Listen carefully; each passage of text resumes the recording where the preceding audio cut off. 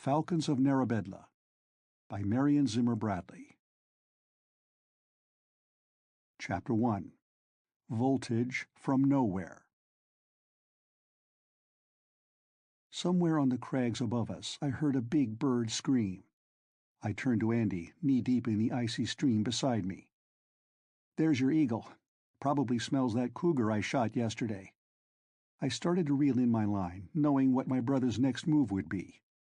"Get the camera, and we'll try for a picture." We crouched together in the underbrush, watching, as the big bird of prey wheeled down in a slow spiral toward the dead cougar.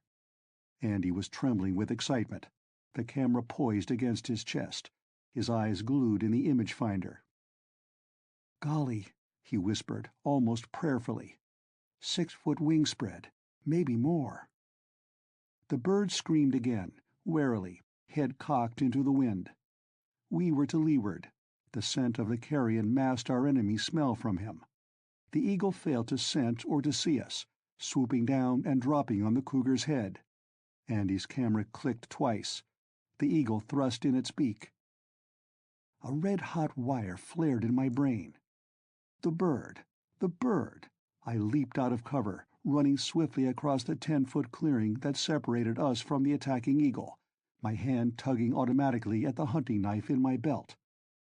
Andy's shout of surprised anger was a faraway noise in my ears as the eagle started away with flapping, angry wings, then in fury swept down at me, pinions beating around my head. I heard and felt the wicked beak dart in, and thrust blindly upward with the knife, ripped, slashing, hearing the bird's scream of pain and the flapping of wide wings. A red haze spun around me.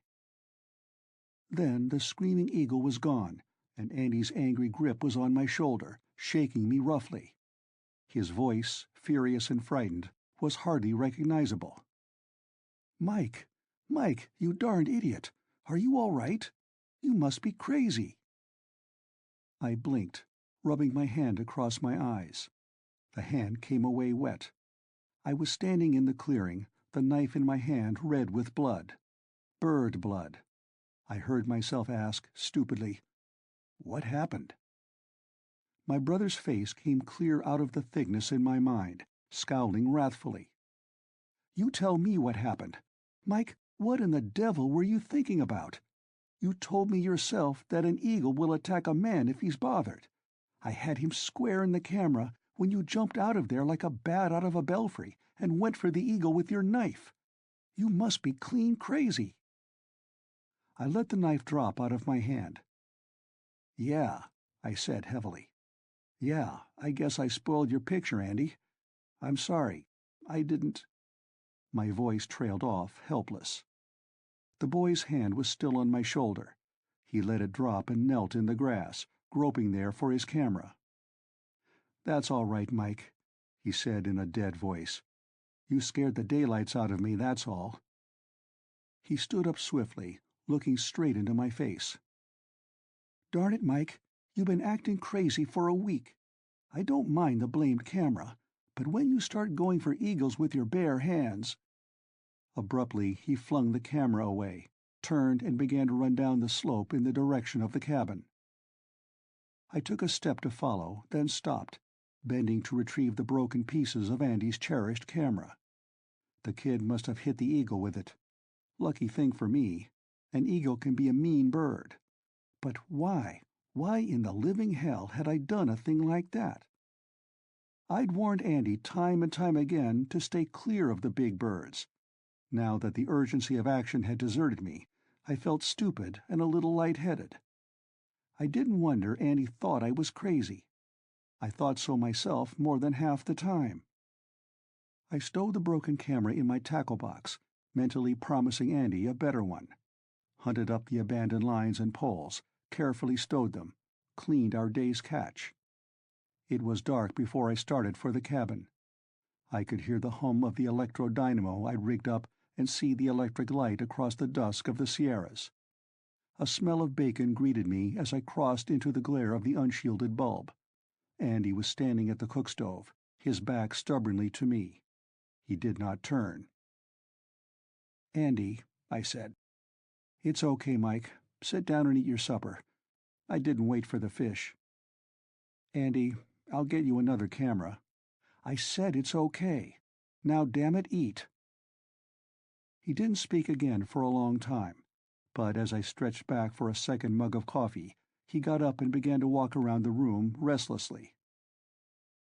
Mike, he said entreatingly, you came here for a rest. Why can't you lay off your everlasting work for a while and relax? He looked disgustedly over his shoulder at the work table where the light spilled over a confused litter of wires and magnets and coils. You've turned this place into a branch office of General Electric. I can't stop now, I said violently. I'm on the track of something, and if I stop, I'll never find it. Must be real important, Andy said sourly.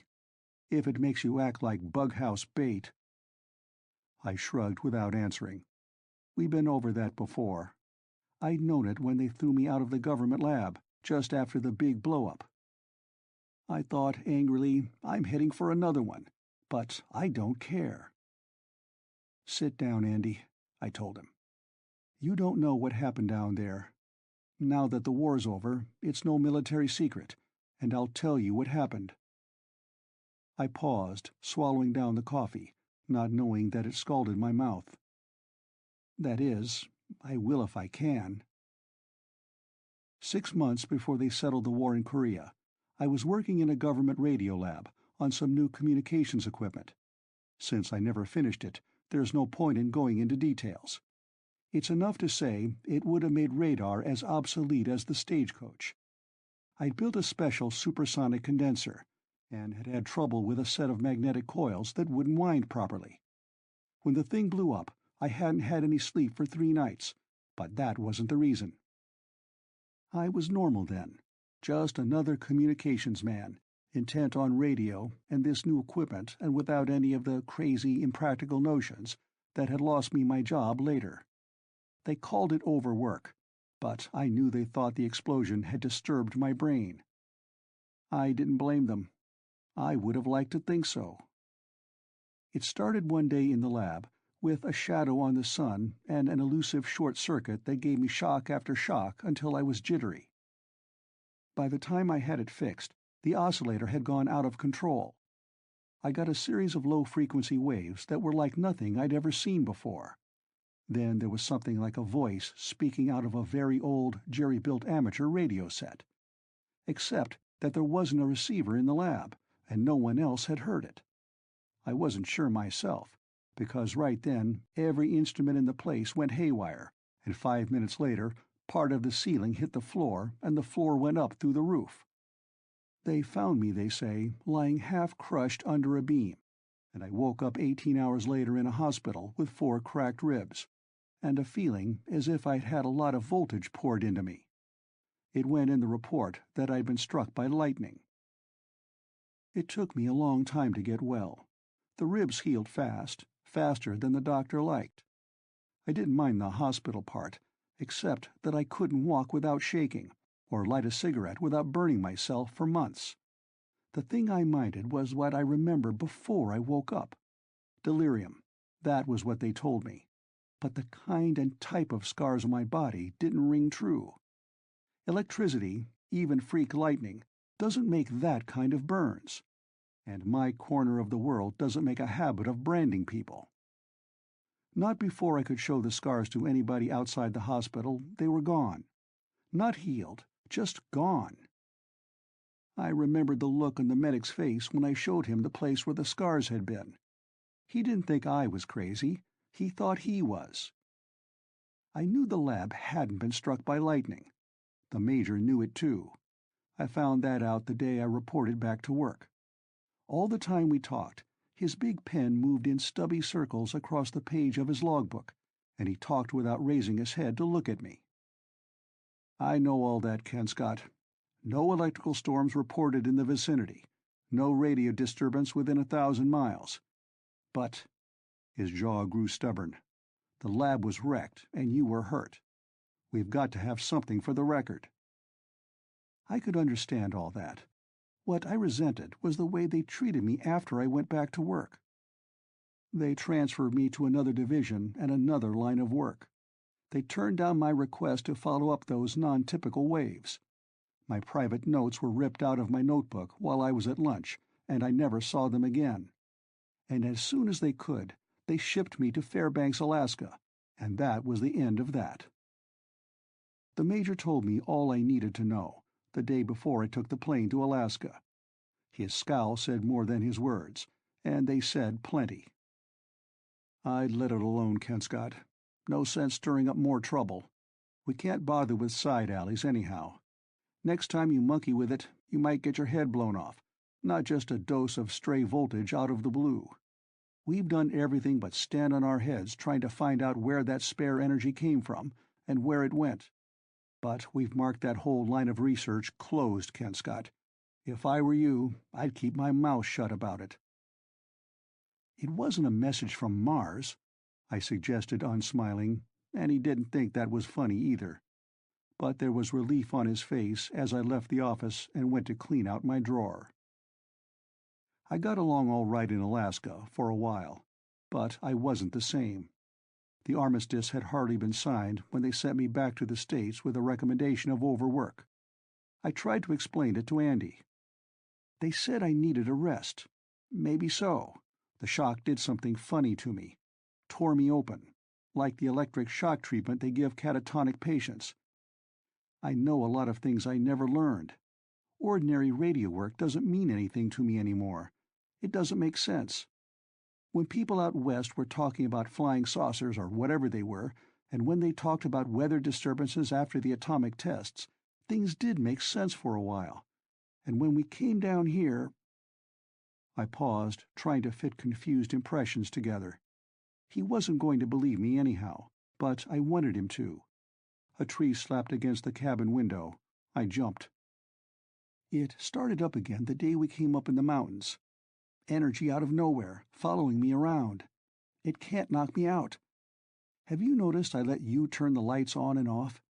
The day we came up, I shorted my electric razor and blew out 5 fuses trying to change one. Yeah, I remember. You had to drive me to town for them. My brother's eyes watched me uneasy. Mike, you're kidding. I wish I were, I said. That energy just drains into me and nothing happens. I'm immune. I shrugged, rose, and walked across to the radio I'd put in here so carefully before the war. I picked up the disconnected plug, thrust it into the socket. I snapped the dial on. I'll show you, I told him. The panel flashed and darkened. Confused static came cracking from the speaker, erratic. I took my hand away. Turn it up, Andy said uneasily.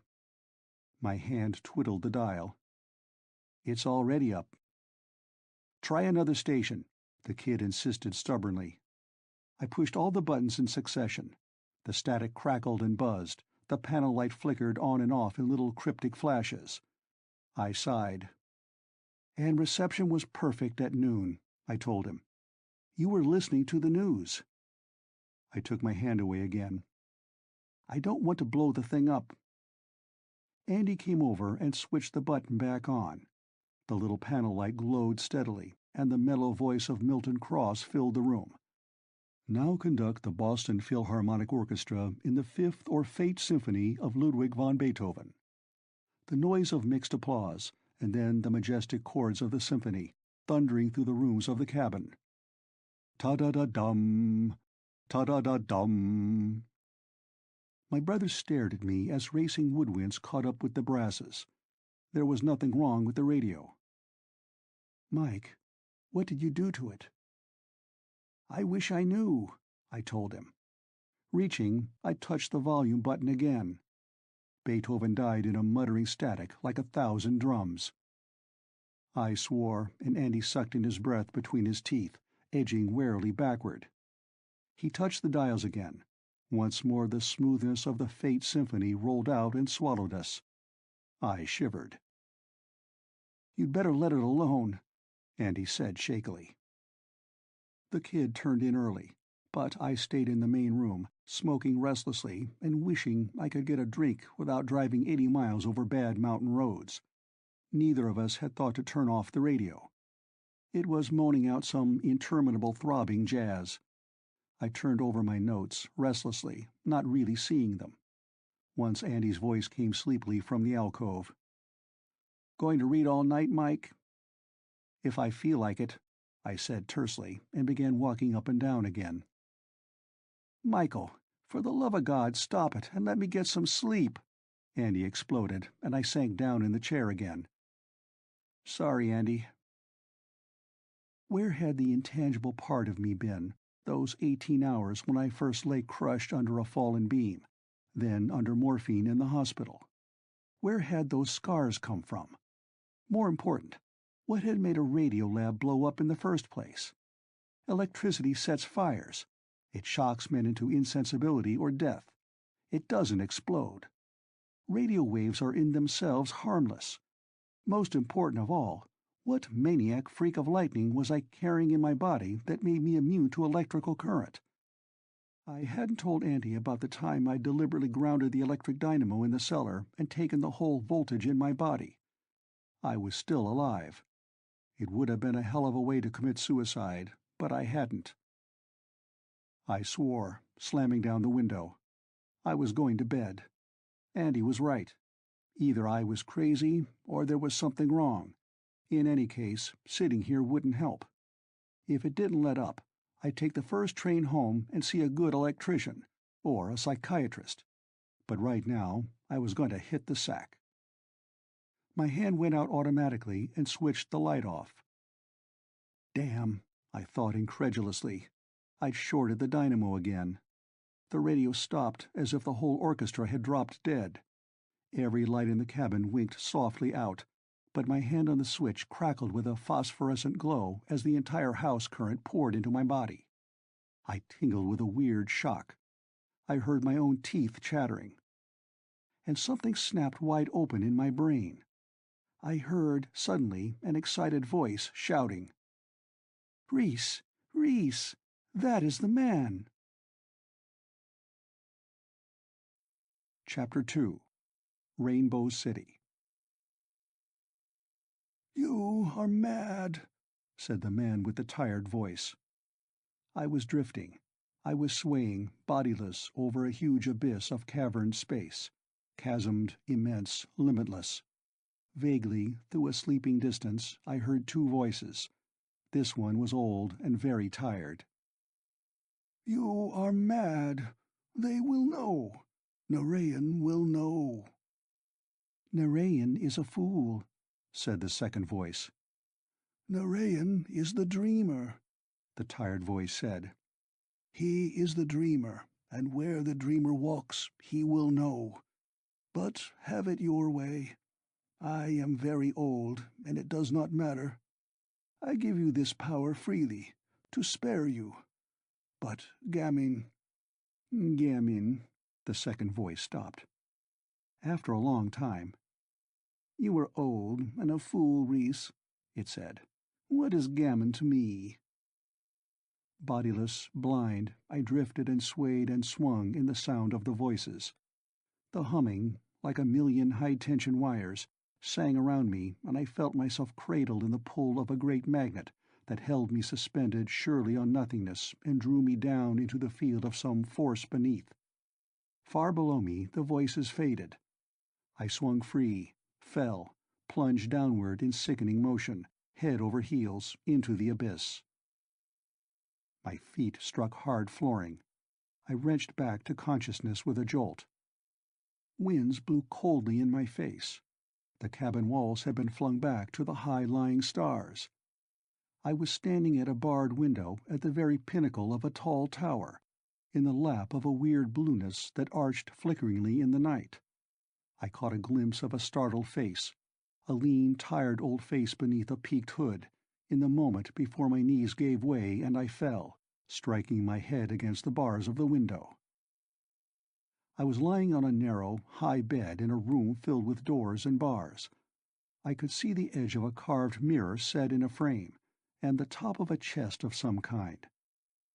On a bench at the edge of my field of vision, there were two figures sitting. One was the old gray man, hunched wearily beneath his robe. wearing robes like a Tibetan lama's, somber black and a peaked hood of gray. The other was a slimmer, younger figure, swathed in silken silver veiling, with a thin opacity where the face should have been, and a sort of opalescent shine of flesh through silvery sapphire silks. The figure was that of a boy or slim, immature girl. It sat erect, motionless, and for a long time I studied it, curious, between half-open lids. But when I blinked, it rose and passed through one of the multitudinous doors. At once a soft sibilance of draperies announced return. I sat up, getting my feet to the floor, or almost there. The bed was higher than a hospital bed.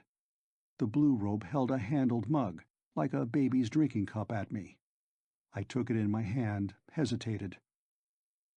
"Neither drug nor poison," said the blue robe mockingly, and the voice was as non-committal as the veiled body.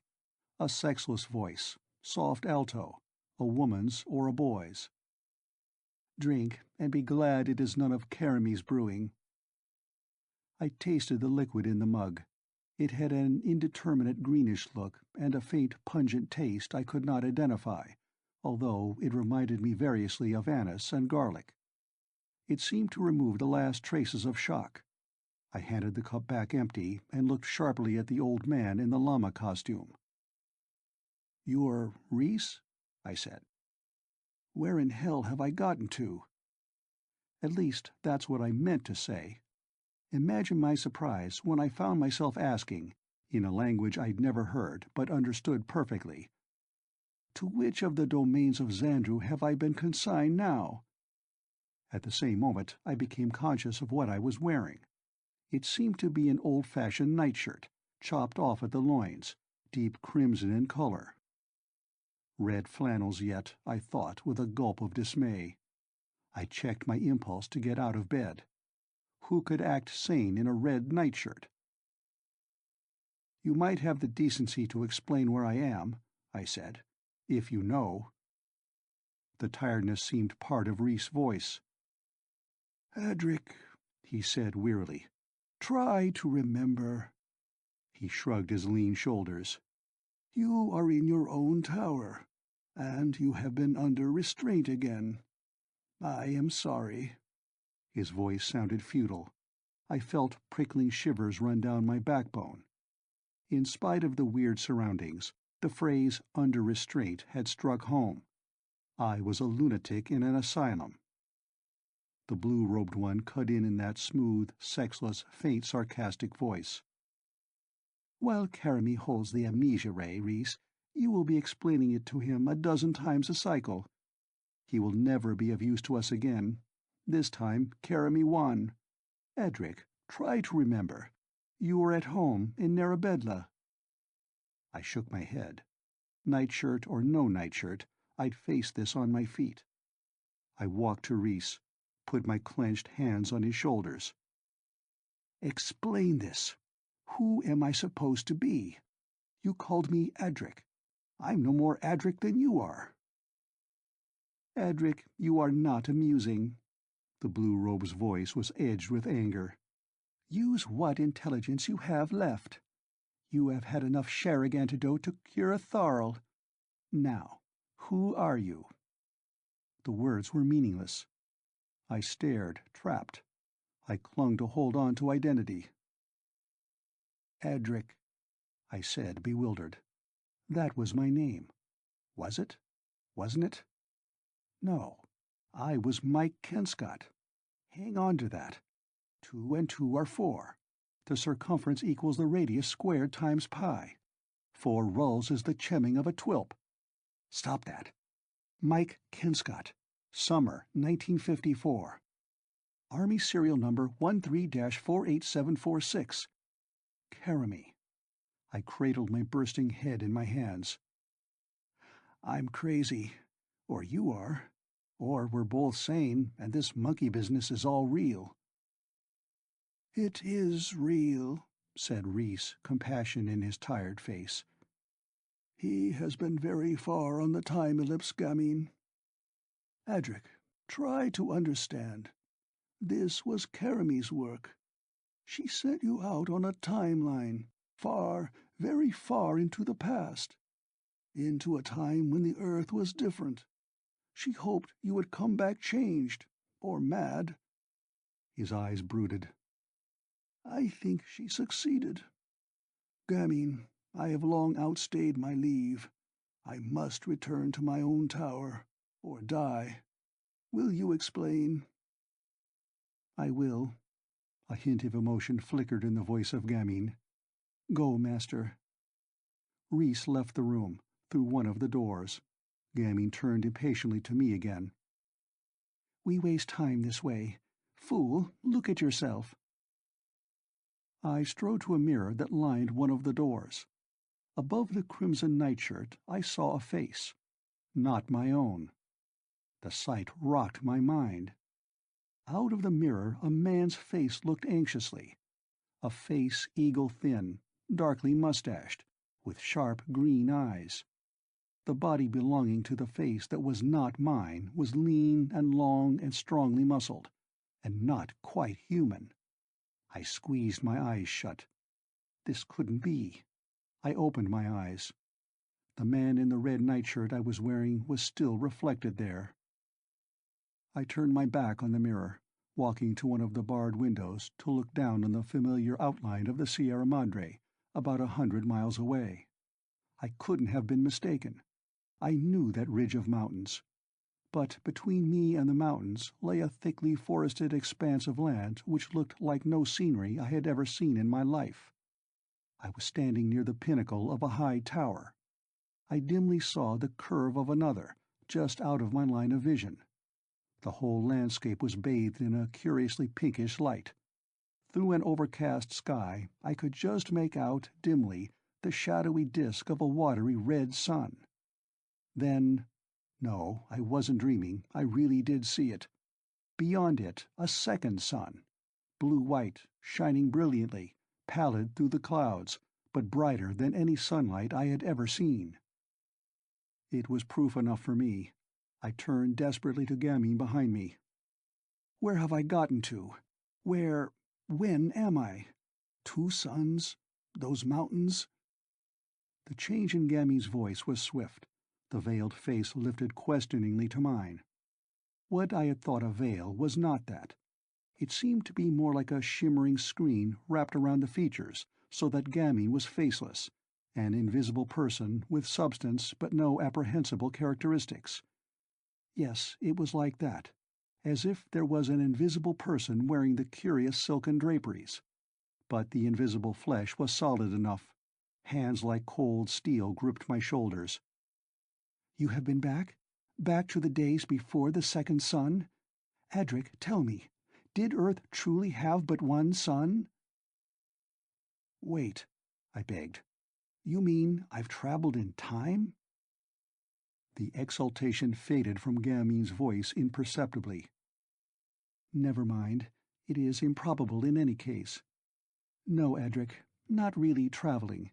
You were only sent out on the time ellipse till you contacted someone in that other time. Perhaps you stayed in contact with his mind so long that you think you are he." "I'm not Adric," I raged. "Adric sent me here." I saw the blurring around Gamine's invisible features twitch in a headshake. "It's never been proven that 2 minds can be interchanged like that. Adric's body, Adric's brain. The brain convolutions, the memory centers, the habit patterns, you'd still be Adric. The idea that you are someone else is only an illusion of your conscious mind. It will wear off." I shook my head, puzzled. "I still don't believe it. Where am I?" Gamine moved impatiently. "Oh, very well. You are Adric of Narabedla. And if you are sane again, Lord of the Crimson Tower. I am Gamine."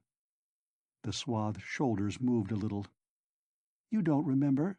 I am a spell singer." I jerked my elbow toward the window. "Those are my own mountains out there," I said roughly. "I'm not Adric, whoever he is. My name's Mike Kenscott, and your hanky-panky doesn't impress me. Take off that veil and let me see your face." "I wish you meant that." A mournfulness breathed in the soft contralto. A sudden fury blazed up in me from nowhere. "And what right have you to pry for that old fool Reese? Get back to your own place, then, spell-singer." I broke off, appalled. What was I saying?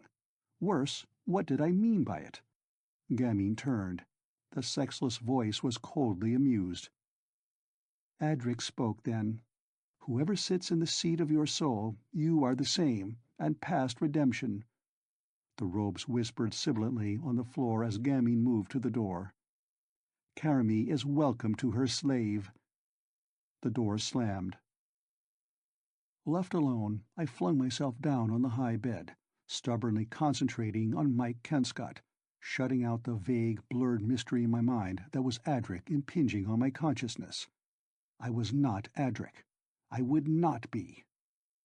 I dared not go to the window and look out at the terrifying two suns, even to see the reassurance of the familiar Sierra Madre skyline.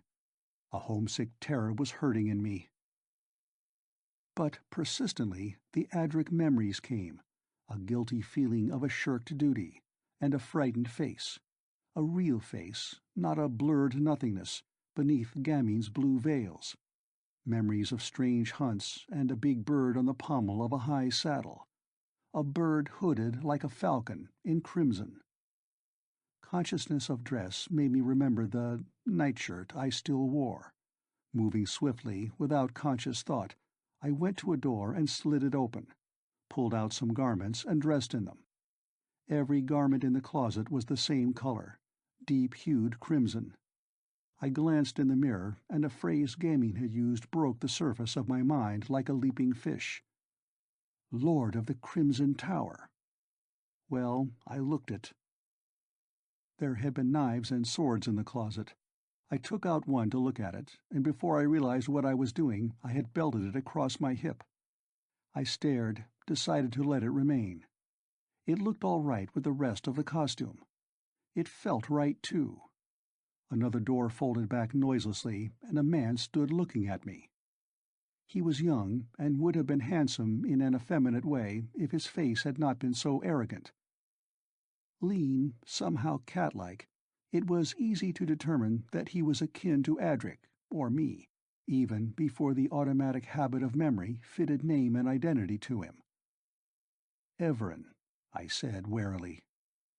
He came forward, moving so softly that for an uneasy moment I wondered if he had pads like a cat's on his feet. He wore deep green from head to foot, similar to the crimson garments that clothed me. His face had a flickering, as if he could at a moment's notice raise a barrier of invisibility like Gamine's about himself. He didn't look as human as I. "I have seen Gamine," he said. "She says you are awake, and as sane as you ever were. We of Narabedla are not so strong that we can afford to waste even a broken tool like you." Wrath, Adric's wrath, boiled up in me, but Everin moved lithely backward. "I am not Gamine," he warned, "and I will not be served like Gamine has been served. Take care." "Take care yourself," I muttered, knowing little else I could have said. Everin drew back thin lips. "Why? You have been set out on the time-ellipse till you are only a shadow of yourself. But all this is beside the point. Caramy says you are to be freed, so the seals are off all the doors, and the Crimson Tower is no longer a prison to you. Come and go as you please. Caramy," his lips formed a sneer, "if you call that freedom." I said slowly, "You think I'm not crazy?" Everin snorted. "Except where Caramy is concerned, you never were. What is that to me? I have everything I need. The dreamer gives me good hunting and slaves enough to do my bidding. For the rest, I am the toy-maker. I need little. But you—" his voice leaped with contempt. "You ride time at Caramy's bidding, and your dreamer walks, waiting the coming of his power that he may destroy us all one day." I stared somberly at Everin, standing still near the door. The words seemed to wake an almost personal shame in me. The boy watched, and his face lost some of his bitterness. He said more quietly, "The falcon flown cannot be recalled. I came only to tell you that you are free." He turned, shrugging his thin shoulders, and walked to the window. "As I say, if you call that freedom." I followed him to the window. The clouds were clearing. The two suns shone with a blinding brilliance. By looking far to the left, I could see a line of rainbow-tinted towers that rose into the sky, tall and capped with slender spires. I could distinguish 5 clearly. One, the nearest, seemed made of a jeweled blue. One, clear emerald green. Golden, flame-colored violet. There were more beyond, but the colors were blurred and dim.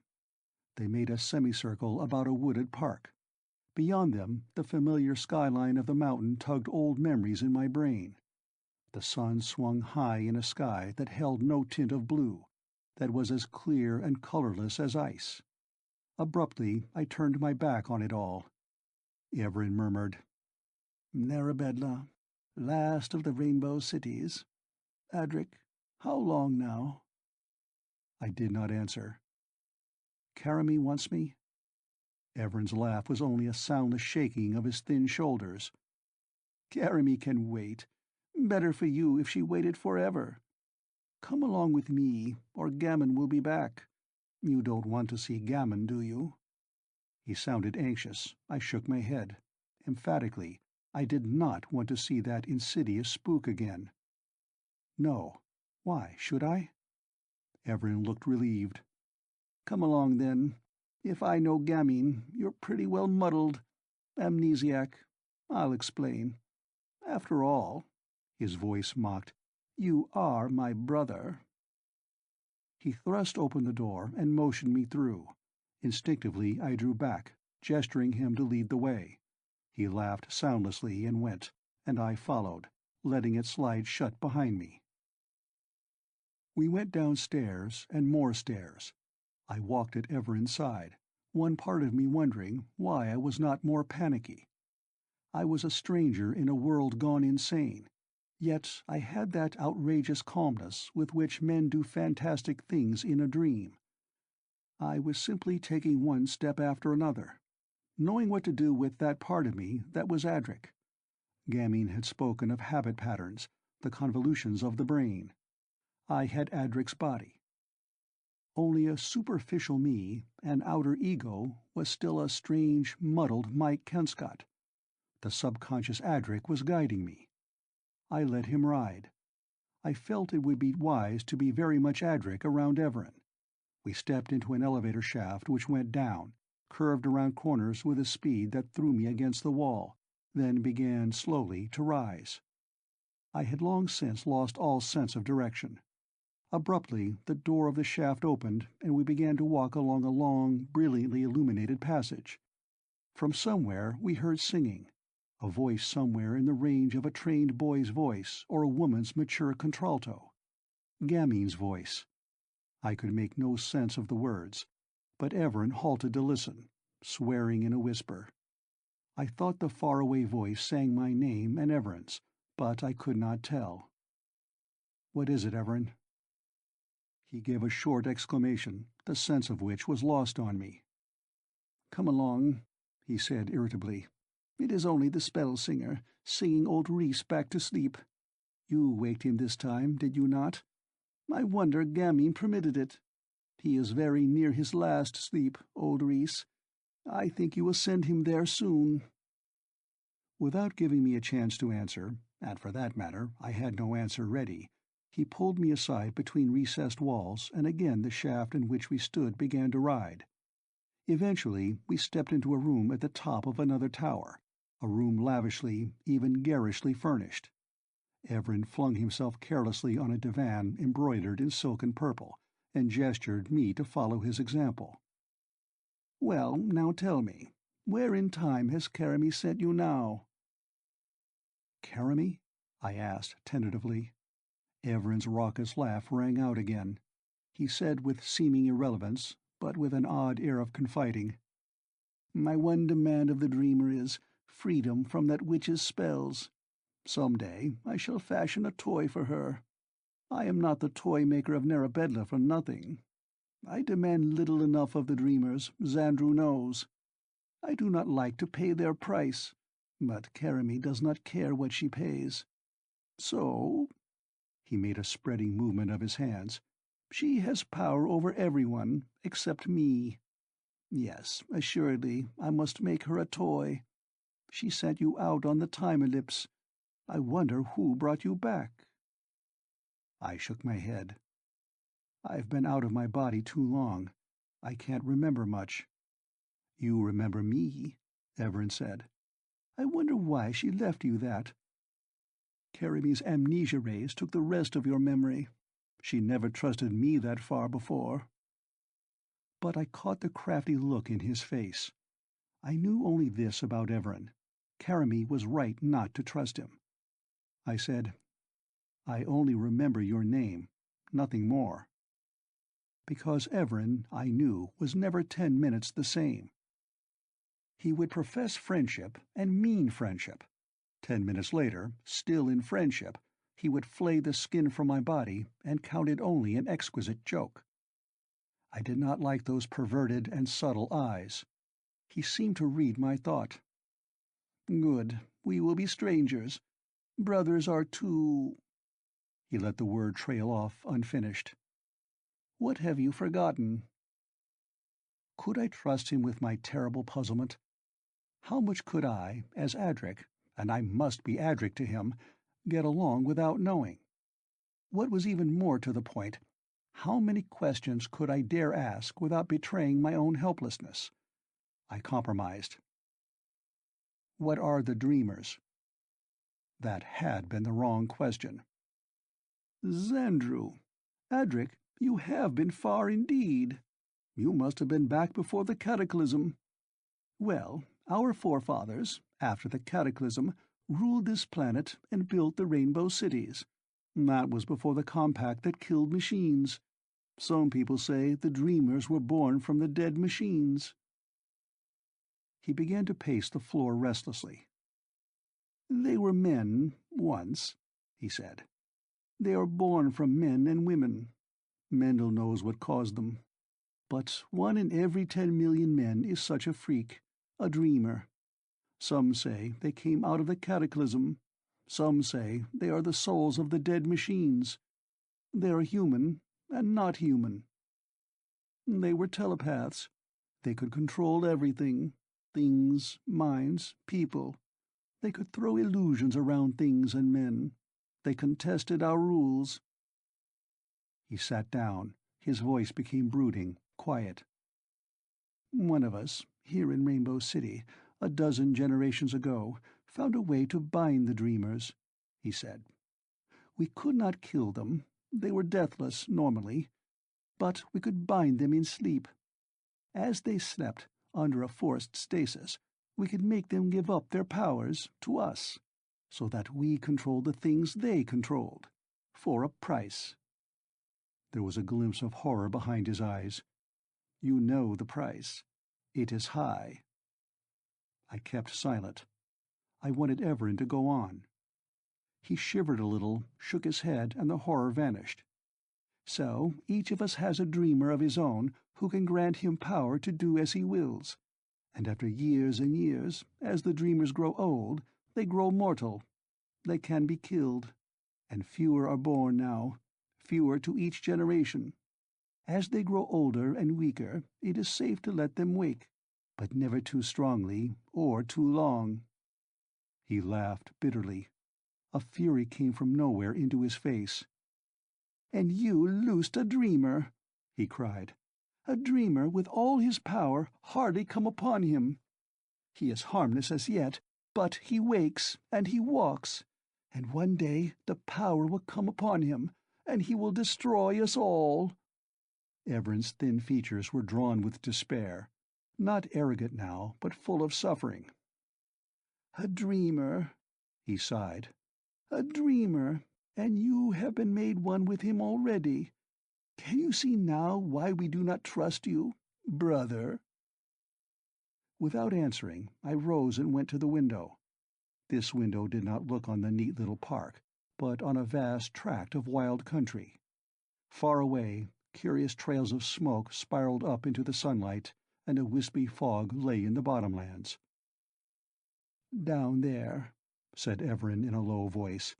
"Down there the dreamer walks and waits. Down there."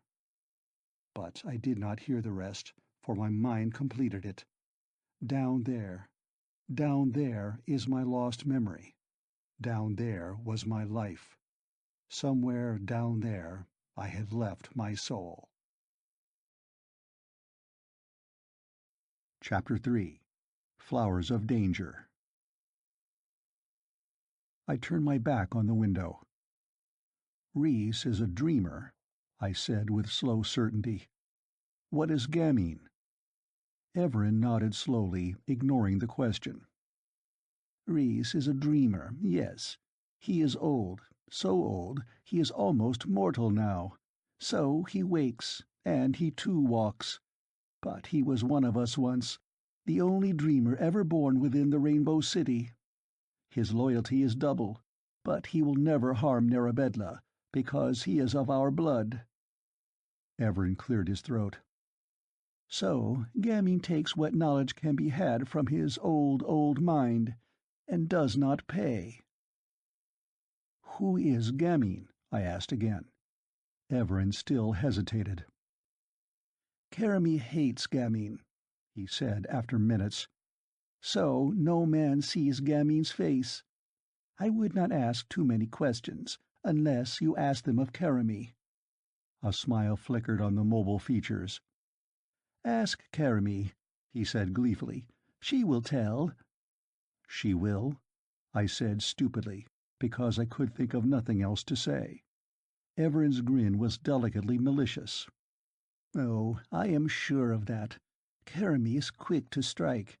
Gamine and I have little love lost, but we agree on one thing, that Keremy's procession of slaves is monstrous, and that you are a fool to help Keremy pay for her desires. Keremy is far too fond of power in her own hands to pay to put it into yours." Keremy who took my memory. "She did," Everin murmured, and I realized I had spoken aloud. The room seemed full of a weighty silence. Everin's prowling footsteps made no noise as he came to my side. "I can give it back to you, though. I have made you a toy." His effete voice rather disgusted me, and I moved away, but he followed. "Look here and find your memory." And he put something small and hard into my hand, something wrapped in silvery silks. I raised my hand curiously, untwisting the wrappings. They were smooth and shining and colorless, with a bluish cast, like Gamine's veils. No fabric I had ever seen. Everin backed slowly away from me. For an instant all I could see was a blurred invisibility, like Gamine's face behind the veils. Then a sort of mirror became slowly visible. It did not seem to reflect anything.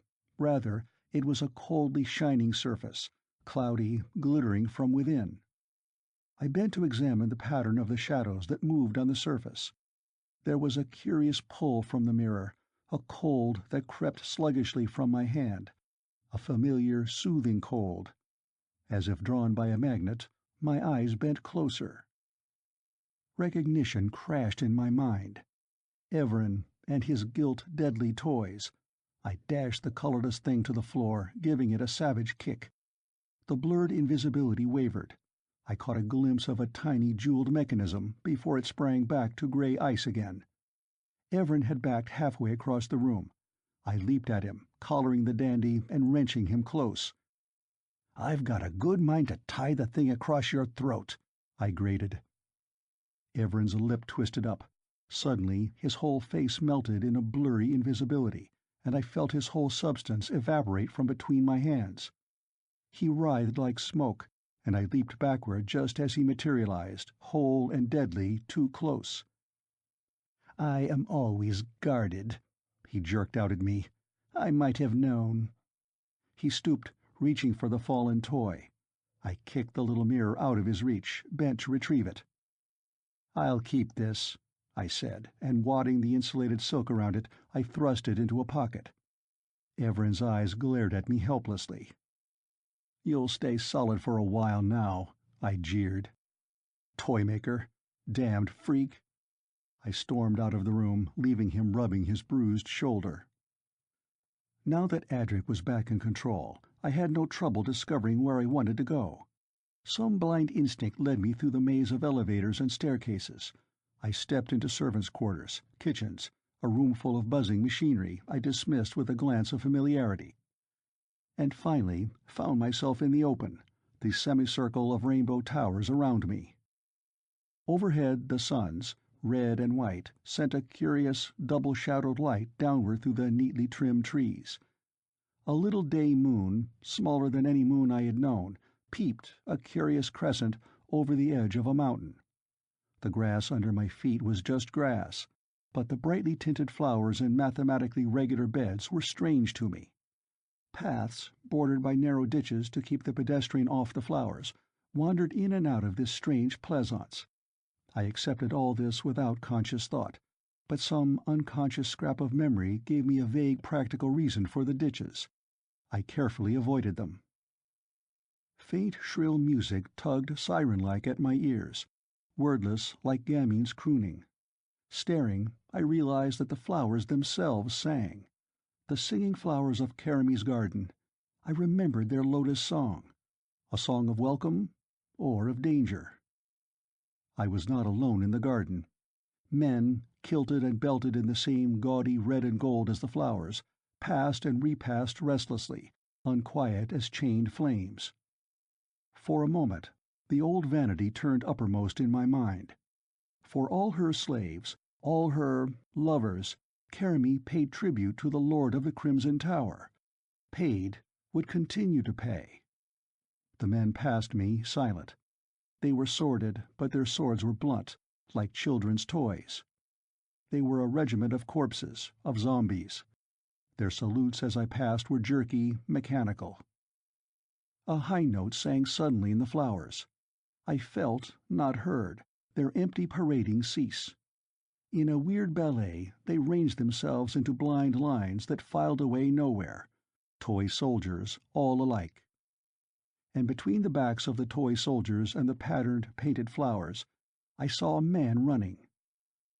Another me, from another world, thought briefly of the card soldiers, flat on their faces in the Red Queen's garden. Wonderland. I heard myself say, with half-conscious amusement, "They all look so alike until you turn them over." The man running between the ditched flower beds was no dummy from a pack of cards. I saw him beckon, still running. He called to me, to Adric. "Adric, Karamy walks here. Just listen to the flowers. I was afraid I'd have to get all the way into the tower to find you." His voice was urgent, breathless. He slid to a stop not 3 feet from me. "Narayan knew they'd freed you. He's outside the gates. He sent me to help. Come on." The sight of the man touched another of those live wires in my brain. The name of Narayan another still. "Narayan," I said in dull recognition. The word, on my lips, hit a chord of fear, of dread and danger. But I had come straight from Everin. I knew the man. I knew the response he expected, but the brief glimpse into Everin's mirror had set up a chain of actions I could not control. I tried to put out my hand in friendly greeting. Instead I felt, with horror, my fingers at my belt, and tried, without success, to halt the sword that flew without volition from its sheath. The man backed away, his eyes full of terror. "Adric, no! The sign!" He held up one arm, deprecatingly, then howled with agony, clutching the severed fingers. I heard my own voice, savage, inhuman, the thin laughter of Everin snarling through it. "Sign? There's a sign for you!" The man threw himself out of range, but his face, convulsed with pain, held a stunned bewilderment. "Adric, Narayan promised you were sane," he breathed. I forced my sword back into the scabbard, staring without comprehension at the blood from the wound I had inflicted, and at the darting heads of the flowers. I could not kill this man who carried the name of Narayan on his tongue. The flowers twitched, stirred, threw tendrils at the man's bleeding hand. A quick nausea tightened my throat. I motioned urgently to him. "Run," I begged. "Quick, or I can't—" The flowers shrilled. The man threw back his head, his eyes wide with panic, and screamed. "Carry me! I—" He staggered back wildly, teetering on the edge of the ditch. I cried another warning, incoherent but too late. He trod on the flowers, stumbled across the little ditch. The writhing flower heads shot up shoulder high. They screamed a wild paean of flower music, and he fell among them, sprawling, floundering helplessly. I heard him scream, hoarsely, horribly. I turned my eyes away. There was a wild thrashing, a flailing, a yell that died and echoed among the brilliant towers. There was a sort of purring murmur from the blossoms. Then the flowers stilled and were quiet, waving innocently behind their ditches. Karamie, gold and fire, walked along the winding path through the trees. And in the space of a second I forgot the man who lay lifeless in the bed of the terrible flowers. Karamie was all gold. From her glowing crown of hair to the tips of her little slippers, she was one sunny shimmer. There was amber on her brows and at her throat, and an amber rod twisted lightly between her fingers, its delicate movement outlining my face. Karamie's smile of welcome was a dream which made me know I could be well content if this were my world. But old habit made me turn my face away. Her eyes, cat eyes of wide yellow, watched me slyly, but her face was turned to the sprawled man in the flowers. "So, I thought I heard something." Without taking her eyes from my face, she spun the lucent rod. The flower song rose again, a soft, keening wail. Two of the silent guards moved noiselessly through the garden, and, at an expressive movement of the rod, they lifted the corpse and bore it away. The music died. The woman's hands went out to pull me close. "Adric, Adric! As soon as you are free, they pursue you. That is not what you want, is it?" "Isn't it?" I asked shortly. I still could not look full at the cat eyes, the caressing face. A memory scuttled, rabbit fashion, across my mind, giving name and identity to the man I had betrayed to the flowers. Karamie slid in front of me so I had to look at her, and the lovely lazy voice murmured the name I was beginning to know. "You are angry," the soft voice caressed me. "I knew it was not right to let Everin near you. Adric, we need you. Narabedla needs you. We felt betrayed when you left us, when you shut yourself up alone with your stars. Have you forgotten, or are you still my lover?" It rang phony. Phony was the way I put it to myself. Part of me felt like calling her a lying she-devil and having that much at least on record.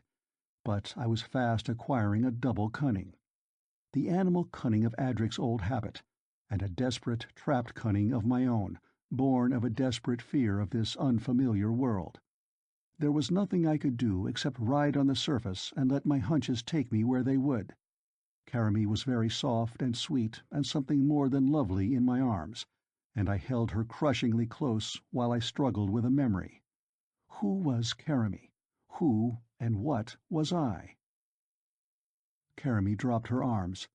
The mantle of lazy seductiveness dropped with them. She spoke with eager annoyance. "You are still angry because I sent you on the time ellipse. You do not know it was for your own good. You haven't learned your lesson yet." That talk meant danger for me. I could think of only one way to silence it. She seemed to like it, but even with her lips acquiescent under mine, I was wary. Was I fooling her, or was she only playing my own game, and playing it a little better? "Now we can make plans," she said a little later. "First, Gamine." She looked sharply at me, but I kept my face expressionless. "Gamine is always with the old dreamer. She lets him wake. He will grow too strong. We must send Rhys away from Narabedla. Gamine may stay or follow him to exile, but Rhys must go." "Rhys must go," I conceded. "He should be slain, but gaming will never do it," said Kermie with a shrug that disposed of Rhys. "Evren," she snapped her jeweled fingers. "His dreamer sleeps sound. Evren fears even his own power. My dreamer grows strong, but he serves me." The beautiful face looked ruthless and savage. "Your dreamer walks, free in the forest. Only you can rebind him. You, with my help, Adric of the Crimson Tower." Her eyes smoldered. "Yes, and my dreamer shall serve you as well till then," she breathed. "I will pay to put power in your hands." The very phrase Everen had used. A shudder stung me briefly. Her glowing face burned through my sting of fear. "I go to the dreamer this night, Adric. Ride with me, and he shall lead you where the dreamer walks, and lead you back to power. I have said enough." The lambent eyes tilted at me. "Have I not?" She had, and too much. For I knew now how the dreamer must be paid, and the small part of me that was still Mike Kenscott cowered. The rest of me accepted the memory with a shrug. It was this Adric part that spoke. "I'll go, and afterward I'll go into the forest where the dreamer walks, and bring him back to you." But even as I swept Kermie into my arms and bent her head back roughly under my mouth, a warning prickle iced my spine. I said, insinuatingly, "And then, Kermie—" But my eyes narrowed over her golden head. Kermie had tricked me before this. Chapter 4. Trapped.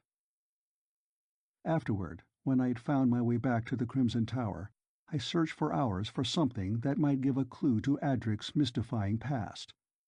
I was puzzled about this Adric who came and went as he pleased in the chambers of my memory. But I found nothing. Whoever had stolen Adric's memory had made sure that nothing in his surroundings should clear up the puzzle in his mind. I knew only one thing. Adric was feared, disliked, distrusted by all the Narabedlans, and all except Gamine had something to gain by feigning friendship.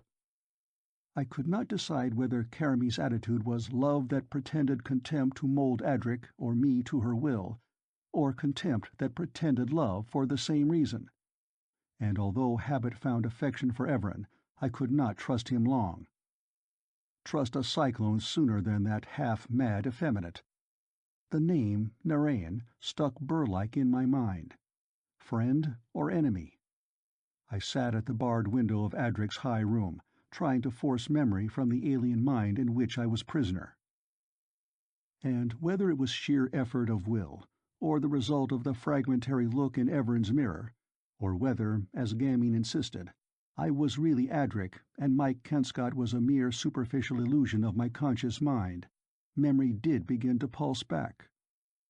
In the early days, before the vagueness came on my mind, I, Adric of the Crimson Tower, had been a power in the Rainbow City.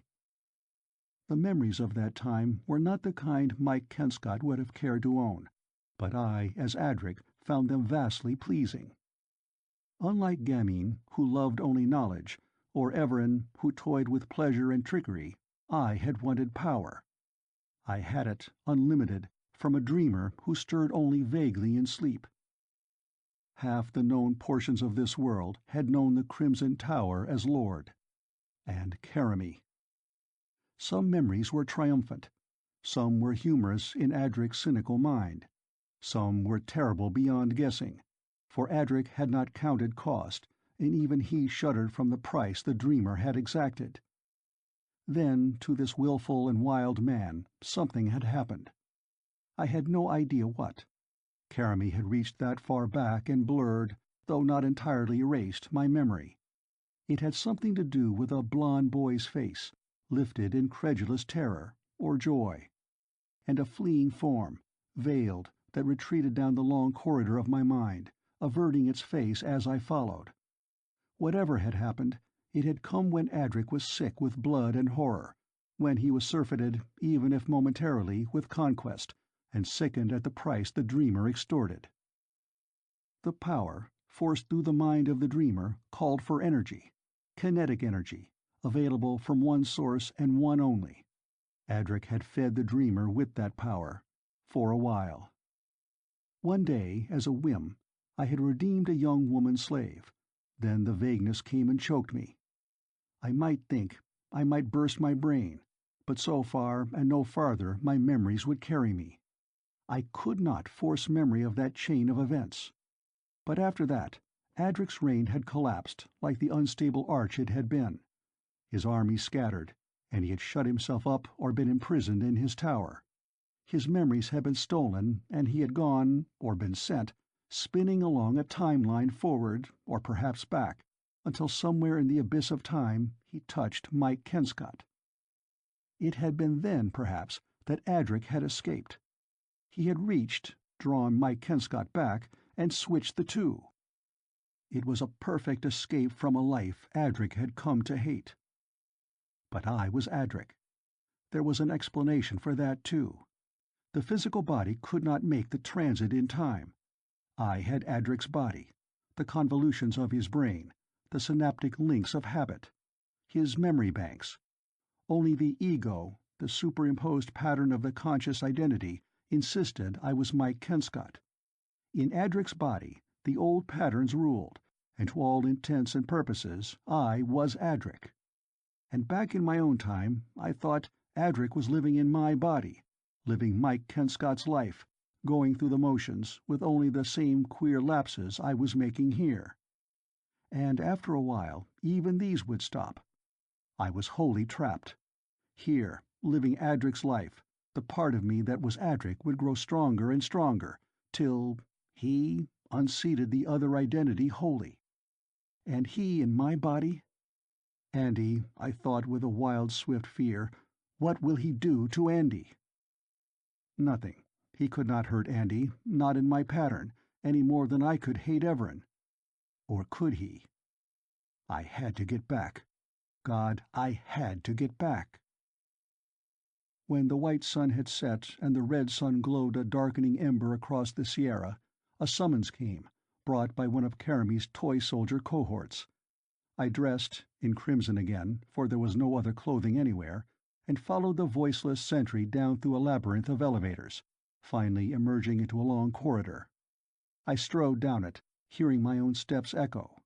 A second rhythm joined them imperceptibly, and Gamine stole out of the darkness, swathed in the luminous veiling, creeping noiselessly as a ghost behind me. Later I became conscious of Everin's padding catsteps behind Gamine, trailing us single file. And other figures came from darkened recesses to stretch the silent parade. A slim girl in a winged cloak, flame color. A dwarfed man who walked beneath the amethyst huddle of purple cap and furs. Memory fitted names to them, but I did not speak to them, or they to me. After a long time, the immense corridor began to tilt upward, climbing toward a glimmer of light at the end. Without realizing it, I had swung into an arrogant, loping stride. Now I brushed away the slave soldier who headed the column and took the lead myself. Behind me, the others fell into place as if I had bidden them. The flame-clothed girl in the winged cloak, the cat-footed Everin, the dwarf bent in his jester's cap, Gamine in the blue shroud. Without warning, we came out into a vast court, an enclosed space, yet wide as the outdoors, a yard, a plaza, a place of imposing grandeur, a place of memory. The red sun above us glowed like a lurid coal. There were tall pillars on 3 sides of the courtyard, and at the far end a vaulted archway led into a tree-lined drive that stretched away for miles into the twilight. Between 2 pillars, Karamy waited, slim, shimmering golden from head to foot. A hungry impatience sparked in her cat's eyes. "You're late." "I'm ready," I said. What I was ready for, I was not sure. Karamy waved an impatient signal to the Narabedlans who were coming up. "Adric is with us again," she said in her curious, lazy voice. "Your allegiance to Adric, children of the Rainbow." I stood at her side, mute, waiting. A guard of silent men behind us. "Lord Idris," Karamy summoned. The hunchback came to bow jerkily before us. "Welcome home, Lord." The girl in flame color darted to where we stood, and her dipping curtsy was like the waver of a moth toward a flame. "Adric," she murmured. The wings of her cloak lifted and fluttered across her shoulders as if they would fly of themselves. She was a shy thing, and her dark hair waved softly as if it too were winged. I touched her fingers lightly. But under the smolder of Karamy's gaze, I let her go. She watched me shyly with averted face. Everin's face was slyly malicious, but his voice was pure silk. "It is pleasure to follow you again, my brother," he almost purred, and I scowled at the mockery at his face and refused his offered hand. Only Gamine said nothing, coming forward on gliding feet to bow briefly and retire. But the silver-sweet, sexless voice of the spell-singer murmured in a singing, almost wordless croon. "Save your spells, Gamine," said Karami savagely, and Everin jerked round at the shrouded form, but Gamine heeded neither of them, and the sweet contralto chanting went on. From somewhere the silent men brought horses. Horses, here in this nightmare world. I had never been on a horse in my life. I found myself vaulting, with a nice coordination of movement, into the saddle. The courtyard, for all the bustle of department, seemed to hold the silence of a grave. Karami kept me close to her. When we were all mounted, she threw the amber rod upward, and the last rays of the red sun caught its rays and sent a pure shaft of light down the darkened alleyway lined with trees. At the sight of that gleam, a curiously familiar emotion stole through me. I threw up one arm over my head, mimicking Karami's gesture. "Ride!" I shouted, and the flying steeds kept pace with mine. The driveway under the arch of trees led for miles under the thick boughs. Through the easy drumming of hooves, I could still hear the sweet, distant sound of Gamine's singing, which floated on the wind, keeping pace with the rise and fall of the rolling road, in a quick cadence. The wind whipped Karami's golden hair like a halo about her head. I glanced over my shoulder to where the rainbow towers stood, now black, silhouetted against the great darkness of the mountains.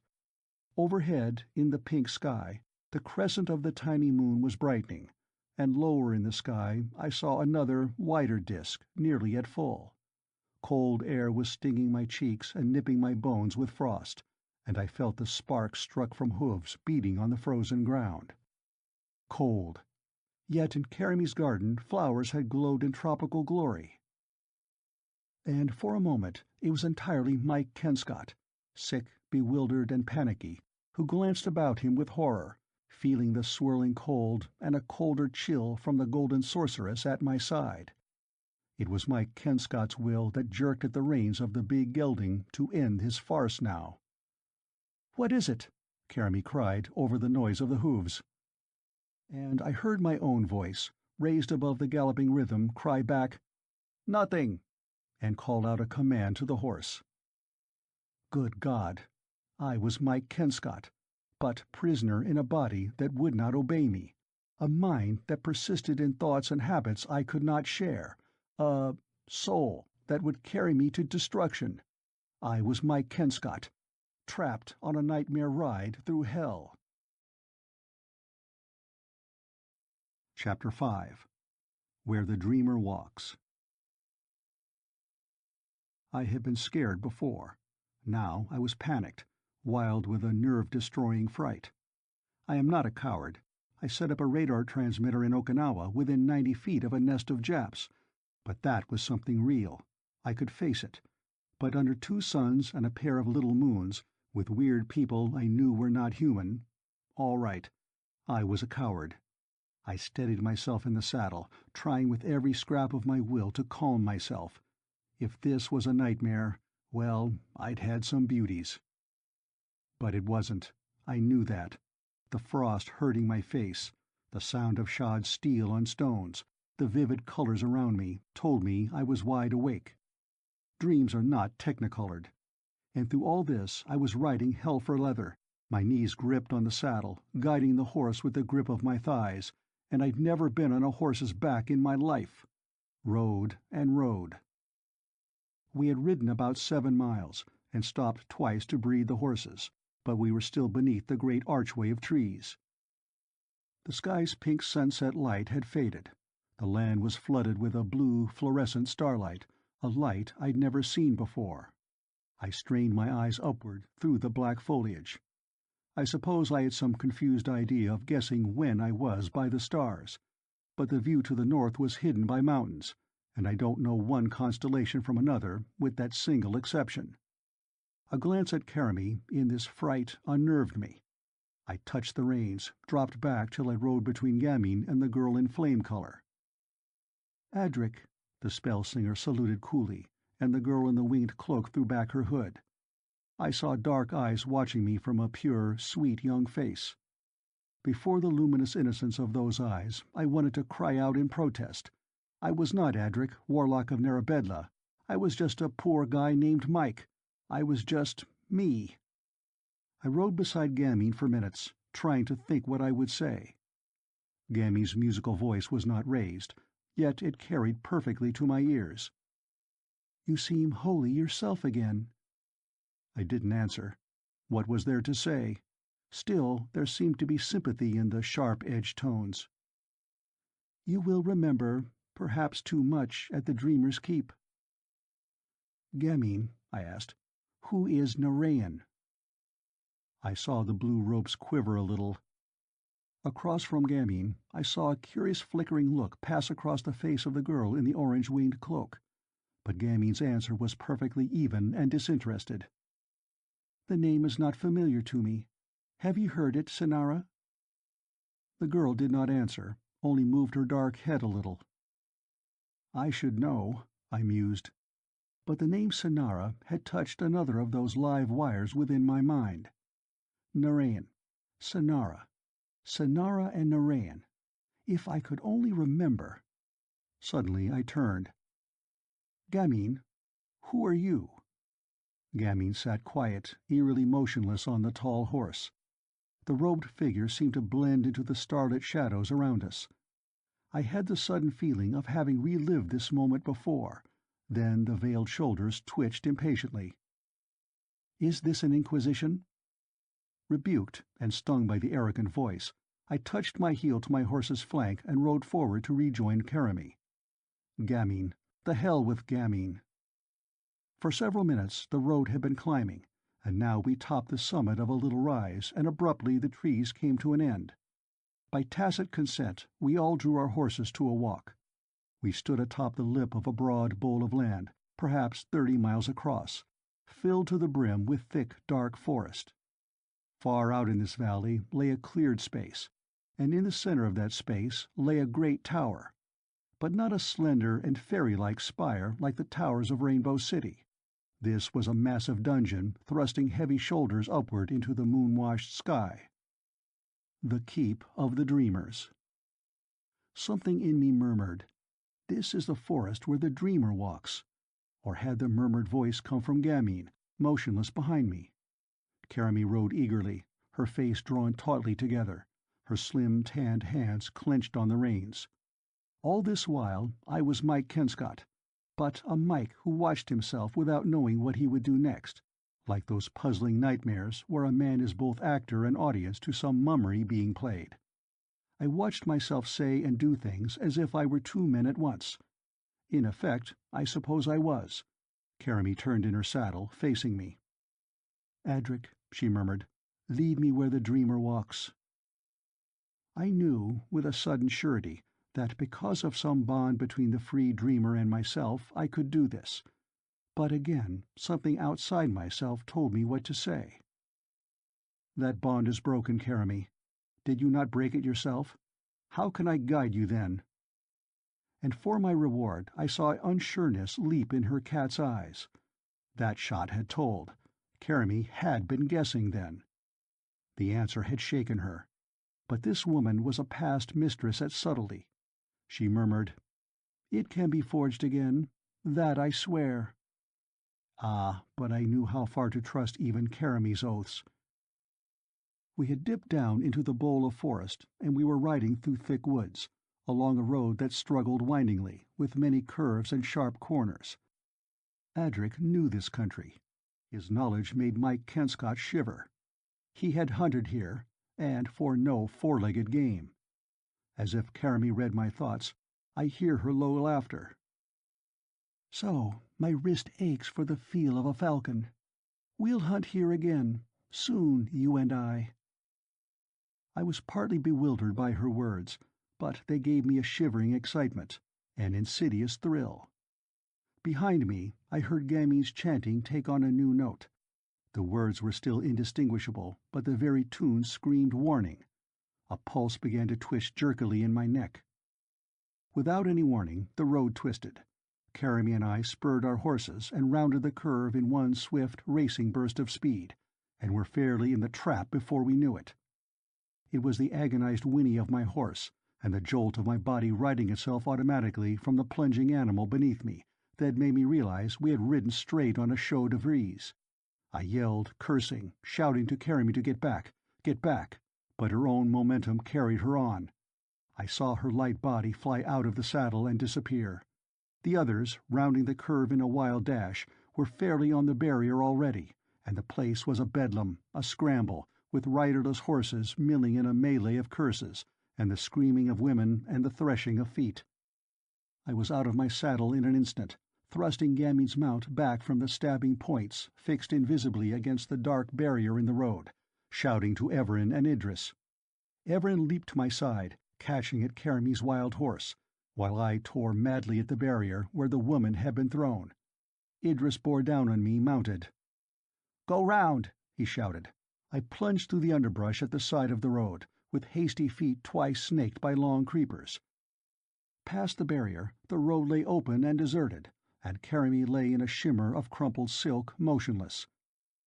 "Gamine! Everin!" I bellowed. "No one's here! Quick! Caramy is hurt!" The head and shoulders of Idris' horse thrust through the thick brushwood. "Is she dead?" the dwarf muttered.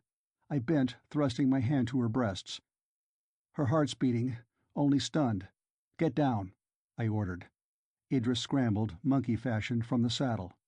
I lifted the woman in my arms, but she did not move or open her eyes. Idris touched my arm. "Put her on the saddle," he suggested, and together we laid her across the pommel. Suddenly the dwarf cried out. "What?" I asked sharply. "I hear—" I never knew what Idris heard. His head vanished, as if snatched away by a giant's hand. A rough grip collared me, choking fingers clawed at my throat, 1,000 rockets went off in my head, and I lay sprawling in the brushwood, eating dust, with an elephant sitting on my chest and threatening hands gouging my throat. My last coherent thought before the breath went out of me was, "I'm waking up." Chapter 6. Narayan. But I wasn't. When I came to, it could only have been a few seconds that I was unconscious. It was to hear Everin's snarling curses and Idris barking incoherently with rage. I heard Caramy screaming my name and started to answer, but the steely fingers were still at my throat, and with that weight on top of me I hadn't a chance. The fall or something had knocked Adric clean out of me. I was fuzzy-brained but sane. I was an innocent bystander again. I could see Everin and Idris in the road, casting wary glances at the brushwood all around them.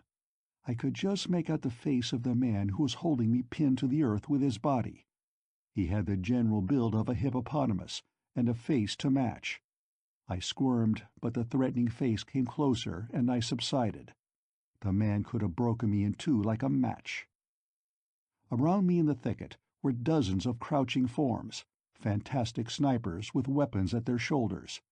Weapons that could have been crossbows or disintegrators or both. Enter Buck Rogers, I thought wearily. I was beginning to feel faint again, and the old welterweight on my stomach didn't help any.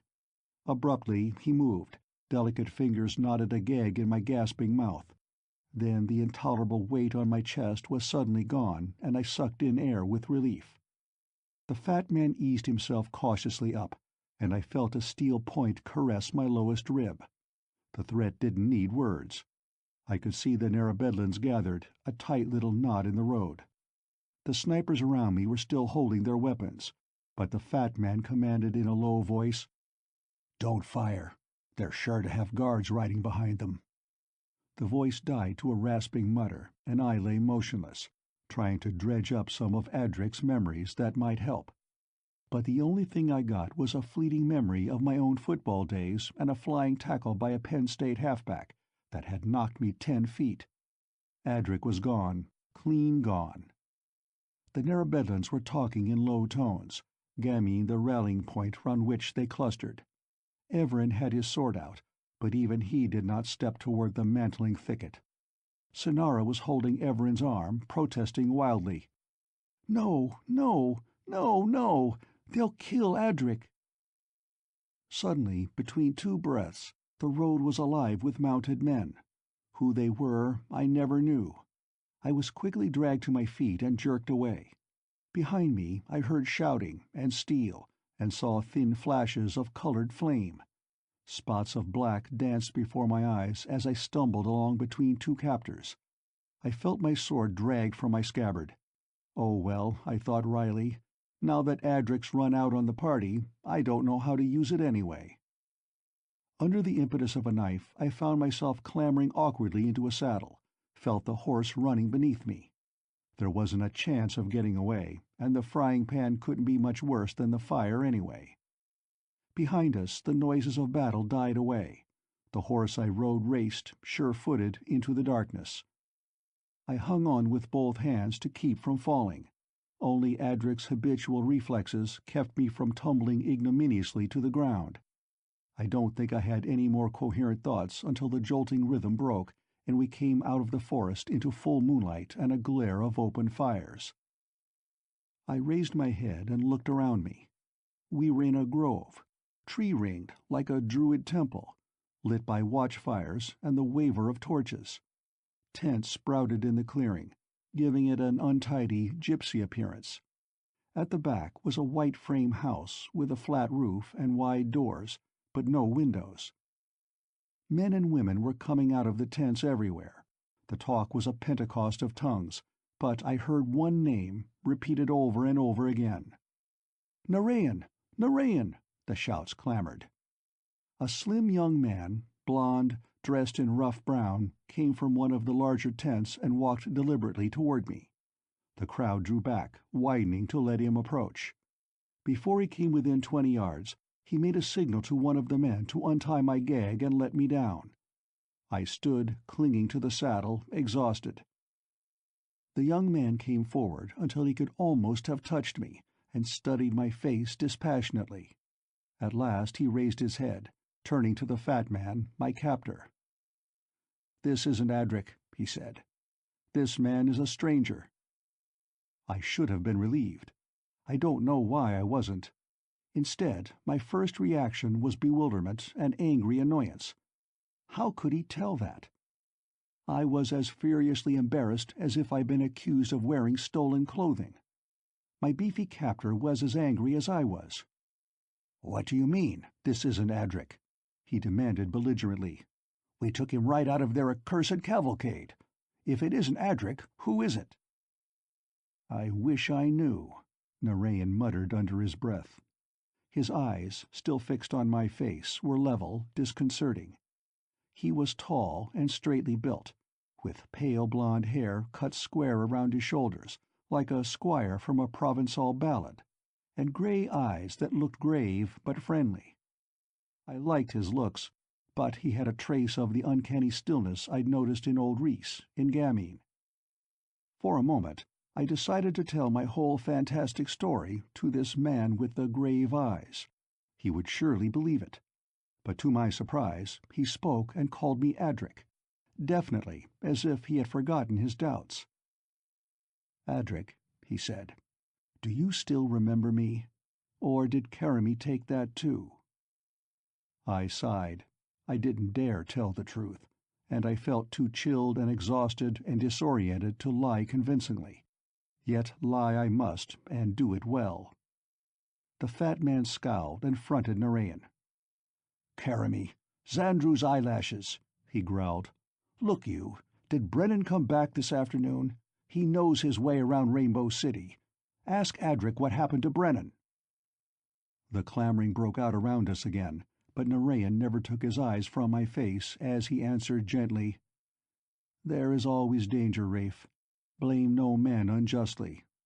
Brennan knew he faced all the dangers of Rainbow City. And even Adric is not to blame if a she-witch has him under her spells." "Traitor!" Rafe snarled at me and spat. I loosed the saddle horn and stepped dizzily forward.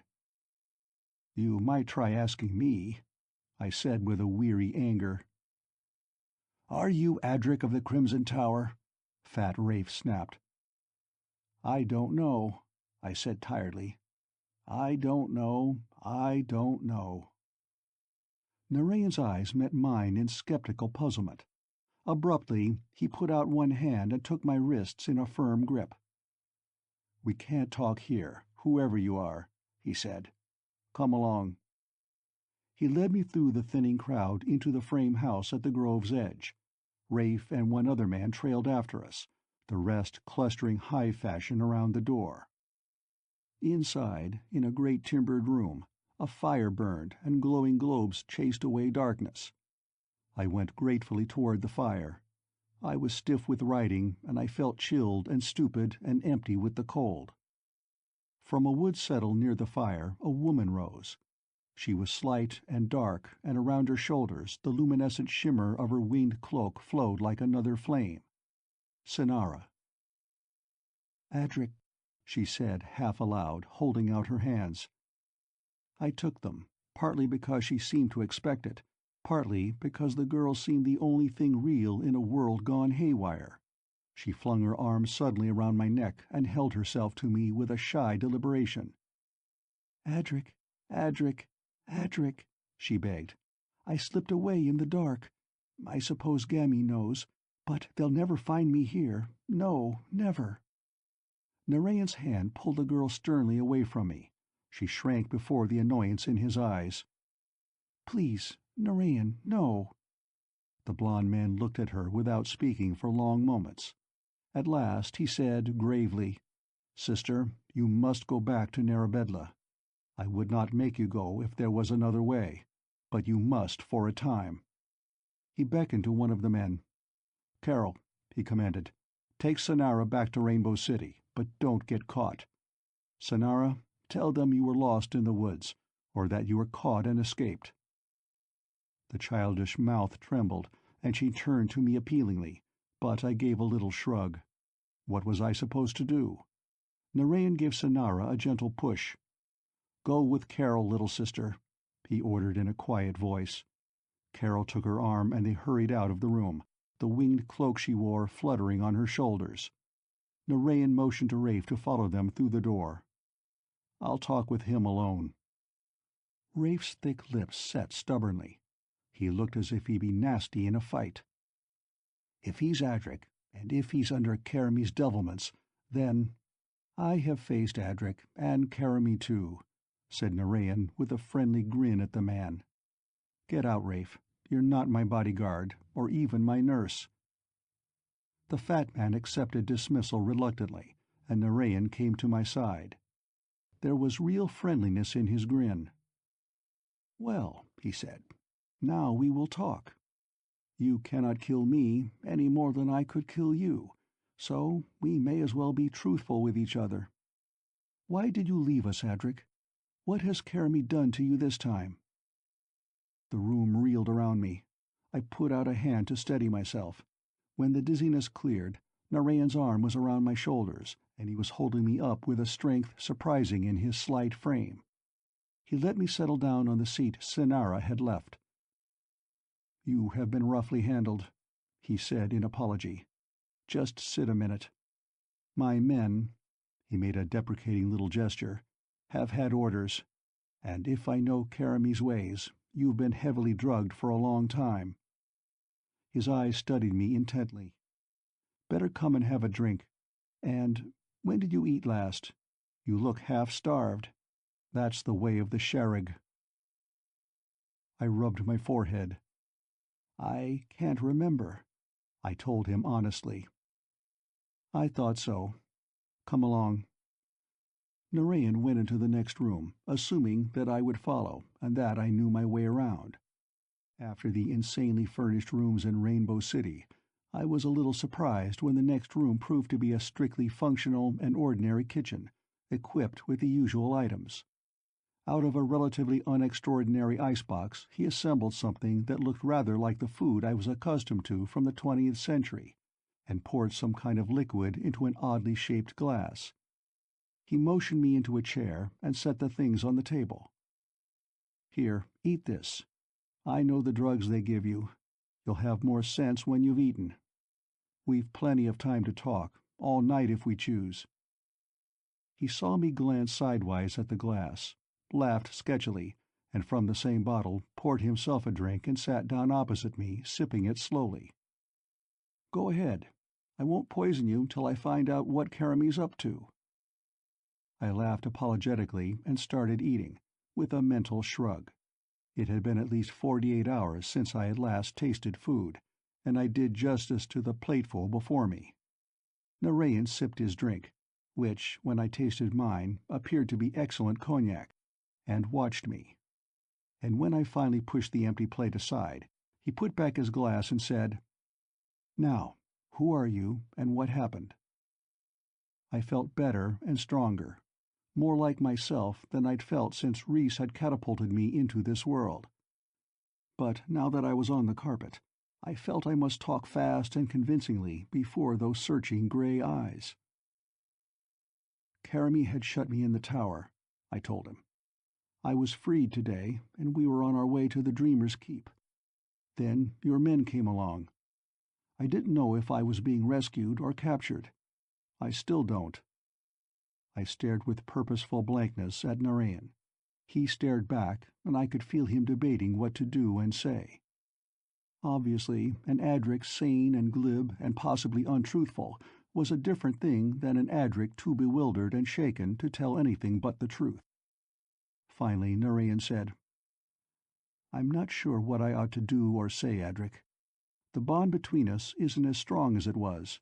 You know that." I nodded, perturbed. Adric's thoughts seemed to be surging back, insidiously, as if Narayan held the key to unlock them. What crazy drama was going to be unfolded in my mind now? Narayan said, low, "Karamy did it, I think." "Yes." My own voice was as quiet as his own. "Karamy sent me on the time ellipse. She knew I'd come back changed, or mad, or not at all. I think she wanted me to betray you again." "Adric!" Narayan reached out quickly and grabbed my arm, hard above the elbow, till I cried out with the pain of that steely grip and twisted away, rubbing numbed flesh. "Adric," Narayan repeated unsteadily, "why do you say, 'betray me again'? Betray me? Adric, it was your hand that freed me. Xandru." "Adric," he begged, "how much have you forgotten?" Chapter 7. Battle in My Brain. The fire in the other room had burned down to an ember. Without a glance my way, Narayan mended the fire, sat down, his legs stretched toward the little blaze, his chin in his hands, waiting. I could not stand still. I walked, restless, around the room, speaking in little jerks and half-sentences. "You are the dreamer," I said. I remember a little. I remember being bound to you. I remember when I freed you, not knowing what it might mean, not knowing you could have slain me on the ground of sacrifice." "No." Narayan was as motionless as Gamin's veils, but his voice was harsh, strident. "No, Adric, never that. We cannot kill each other, you and I. I could order you killed, I suppose, but I would never do that unless there was no other way. Adric, is there any other way for me, for you?" A bitterness spoke in my voice. Neither side trusted Adric. Both wanted his allegiance. I tried to trim my words carefully between the two personalities that were battling for mastery in me. "It was Karami," I said, "who took Adric from you and sent him, half mad, back to the Crimson Tower. Karami's magic stripped him of power and sent him, gone mad, back to stargazing in Narabedla." "But it was not Karami's." The voice that was not quite mine shook suddenly with my own weariness and the blank terror I'd been keeping at bay. "It was not Karami who sent me here. I'm not Adric. You were perfectly right. I'm no more Adric than you are. I'm in Adric's body, yes. He moves me like a puppet.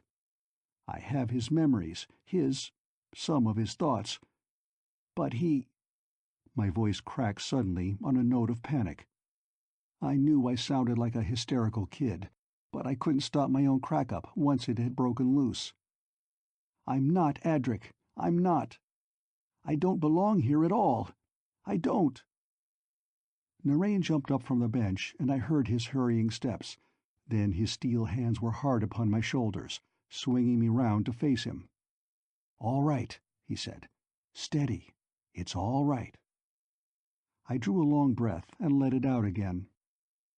"Thanks," I said briefly, shamed. "I'll be all right now." Narain shrugged wearily. "It's all right. I guessed you weren't Adric, of course, from the beginning. But I didn't think Adric, when it came to the test, would really do that to me. I had his promise. I suppose, for him, it was an easy way out. A perfect way of escape." He sank down on the bench again, dropping his head in his hands. After a little, he looked up, and his voice sounded tired. "This is difficult," he said. "My men think you are Adric. I'd never be able to convince them you aren't. Would you mind pretending? You'll have to. Otherwise—" He paused, and I saw disquiet in his face. He was not a man who would enjoy threatening, but I could understand his situation. They didn't know me from Adam. I was just an outsider who messed things up by resembling Adric. Well, I was stuck. I hadn't liked the Narabedlans enough to give a hang what Narayan meant to do to them. Narayan, by comparison, looked pretty decent, and there was no other way to save my skin. Adric wasn't too popular, it seemed, and in Adric's body I hadn't a chance. I laughed. "I'll try," I told him. "But what's this all about?" Narain looked up again. "That's right. You wouldn't know. You have some of Adric's memory, I suppose, but not all. You remember who I am?" "Not entirely," I told him. I remembered some things. Narayan had been born, some 30 years ago, into a respectable country family who were appalled to discover they had given birth to a mutant dreamer, and were only too glad to deliver him to the Narabedlans for the enforced stasis. I told Narayan.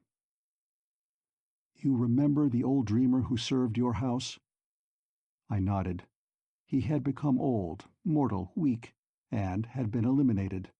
I bowed my head, although I had no personal guilt. Afterward, Narayan and I had been bound.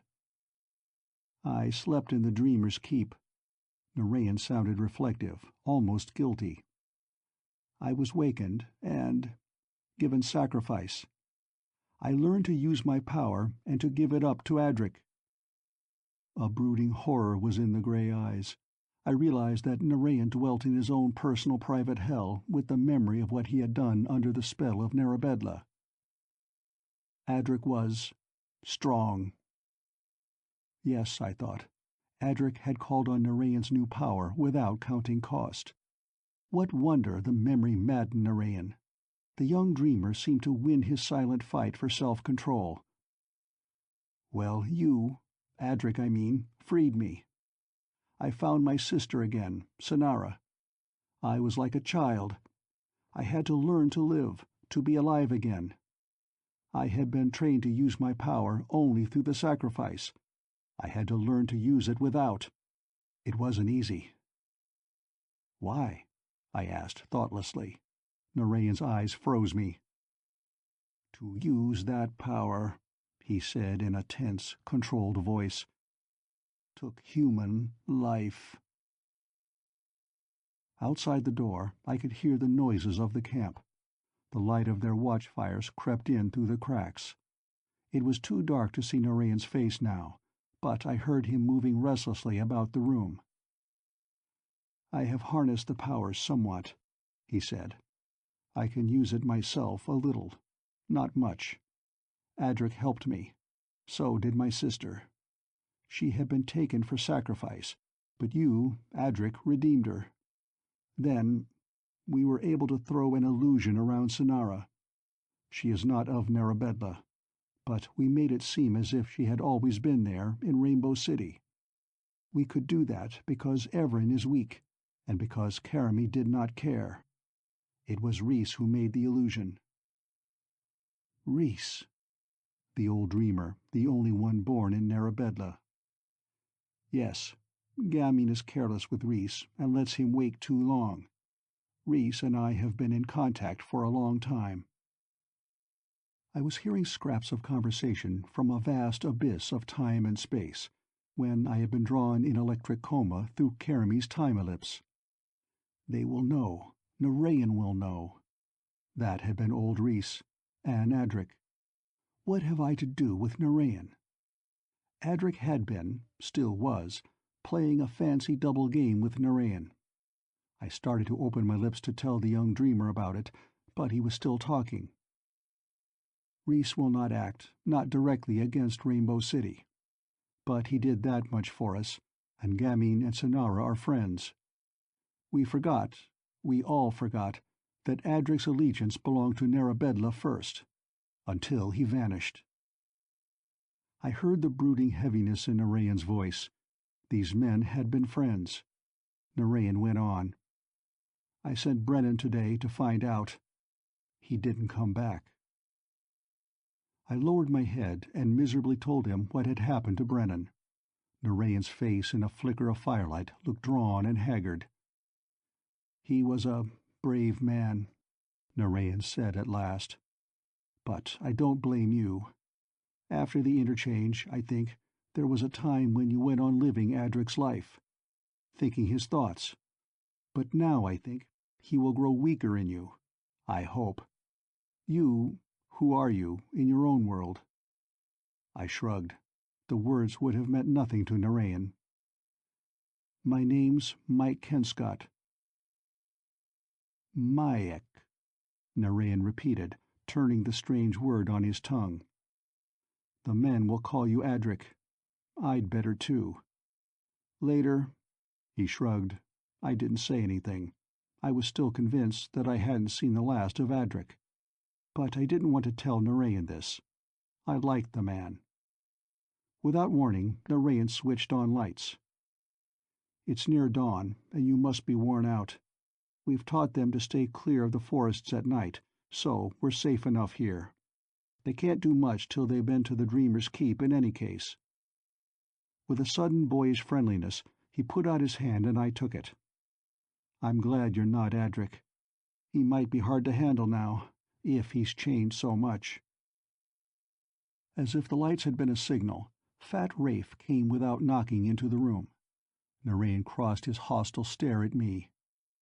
"He's all right, Rafe," the dreamer said. The fat face broke into a sudden, elephantine smile. "I'd better apologize, Adric. I had orders." "Find him a place to sleep," Narayan suggested, and I followed Rafe up a flight of low stairs into an inner room. There was a bed there, clean but tumbled, as if it had had another occupant not long ago. Rafe said, "Carol's gone with Sonara. You can sleep here." I kicked off my boots and crawled between the blankets, suddenly too weary even to answer. I had been 2 days without sleep, and most of that time I had been under exhausting physical and mental strain. I saw Rafe cautiously finger his weapons and sensed that, whatever Narayan said, he was reserving judgment. He didn't take chances, this outside lieutenant of Narayan's. Sleepily I said, "You can put that up, my friend. I'm not going to move till I've had a good, long—" I didn't even finish the sentence to myself. Instead, I went to sleep. I had slept for hours. I came abruptly out of confused dreams to hear a shrill voice and to feel small hands pulling me upright. Sonara. "Wake up, Adric," she wailed. "Caramy and Everin are riding today, hunting you." I sat up, dizzy-brained, far from alert. "Sonara, how—" "Oh, never mind that." Her voice was impatient. "What can we do?" I didn't know. I was still stupid with sleep, but I put a reassuring arm around her shoulders. "Don't be afraid," I told her, then, releasing her, bent and began to pull on my boots. I heard the swift pound of steps on the stairs, and Narayan shoved open the door, dragging a brown tunic over his head as he came. He stopped short at the door, staring at his sister. "Sonara, what are you doing here?" She repeated her news, and he sighed. He looked as if he hadn't slept at all. "Well, never mind," he told her. "The game was almost over anyhow. Sooner or later they would have broken through the illusion. Rhys is too old now for that. You were lucky to get away. We'll have to storm the keep tonight, unless they have too good hunting." He fumbled with the laces of his shirt. A dead weariness was in his gray eyes. They looked flat, almost glazed. He met my questioning stare and smiled ruefully. "The dreamers stir," he told me. "I am not yet free of their need. So I must be careful." Sonara shuddered and threw her arms around her brother's neck, clutching him with a fiercely sheltering clasp. "Narayan, no. Oh, no. Don't." But he was already deep in thought again.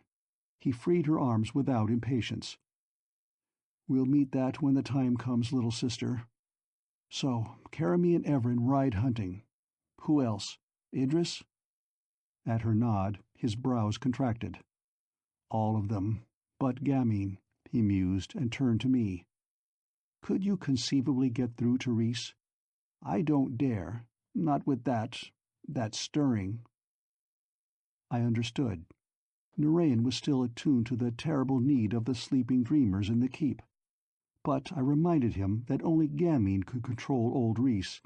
He looked at me with a strange, curious question in his eyes, but made no comment. My own mind was working strong. I was unsure how I had gotten here in the house of the free dreamer. Just what had happened last night? I had thought Narayan would never trust me again. But now, when I needed it most, I seemed to be in his complete confidence. Damn Caramy anyhow, meddling with my memory. And she had the audacity to fly Everin's devil birds after me. Adric, Lord of the Crimson Tower. She should have a lesson she would not forget, and so should the presumptuous Gamine. And so should this walking zombie who was staring at me stupidly, as if I were his equal. I said with a slow savagery, "I think I can manage Gamine." Narayan was watching me anxiously. Gods of the rainbow, what preposterous things had I said and done last night? I said, "We'll take them at the Dreamer's Keep," and saw his face clear. "But what you do not know, Narayan," I added to myself with a secret satisfaction, "is that you will join them there." It never occurred to them to question, to wonder if Adric today were the Adric of last night. We went downstairs and snatched a quick breakfast. Sonara tore off her winged flame-colored cloak and stuffed it wrathfully into the fireplace. Her coarse gray dress beneath it made her shy prettiness more striking than ever. Sonara was not Caramy, but she was a pretty thing. And Narayan could hardly fail to trust me when Sonara perched on the arm of my chair and ran her dainty fingers over the bruises on my face. "Your roughs nearly killed him," she pouted at her brother. "Oh, I'm not hurt." I smiled at her, making my voice gentle for her ear alone. But I scowled darkly into my plate, pushed the food away, and strode out into the camp. Narayan shouted quickly, jumping up, sending his chair crashing to the floor, and he ran after me so that we went down the steps together. "Wait," he commanded in my ear softly. "Don't forget, to them you're still a traitor." He took my arm, and we walked through every row of tents together, Narayan's expression almost belligerent. I saw the faces of the men as they came from their improvised shelter, saw suspicion gradually give way to tolerance, and then casual acceptance. Finally Narayan called to Rafe. "Stick to him, will you, Rafe? He's all right, but the men don't know it yet." I glanced at Narayan. "Rafe," I said tentatively, "can you find me 12 men who know the way to Rainbow City and aren't afraid to come close to it?"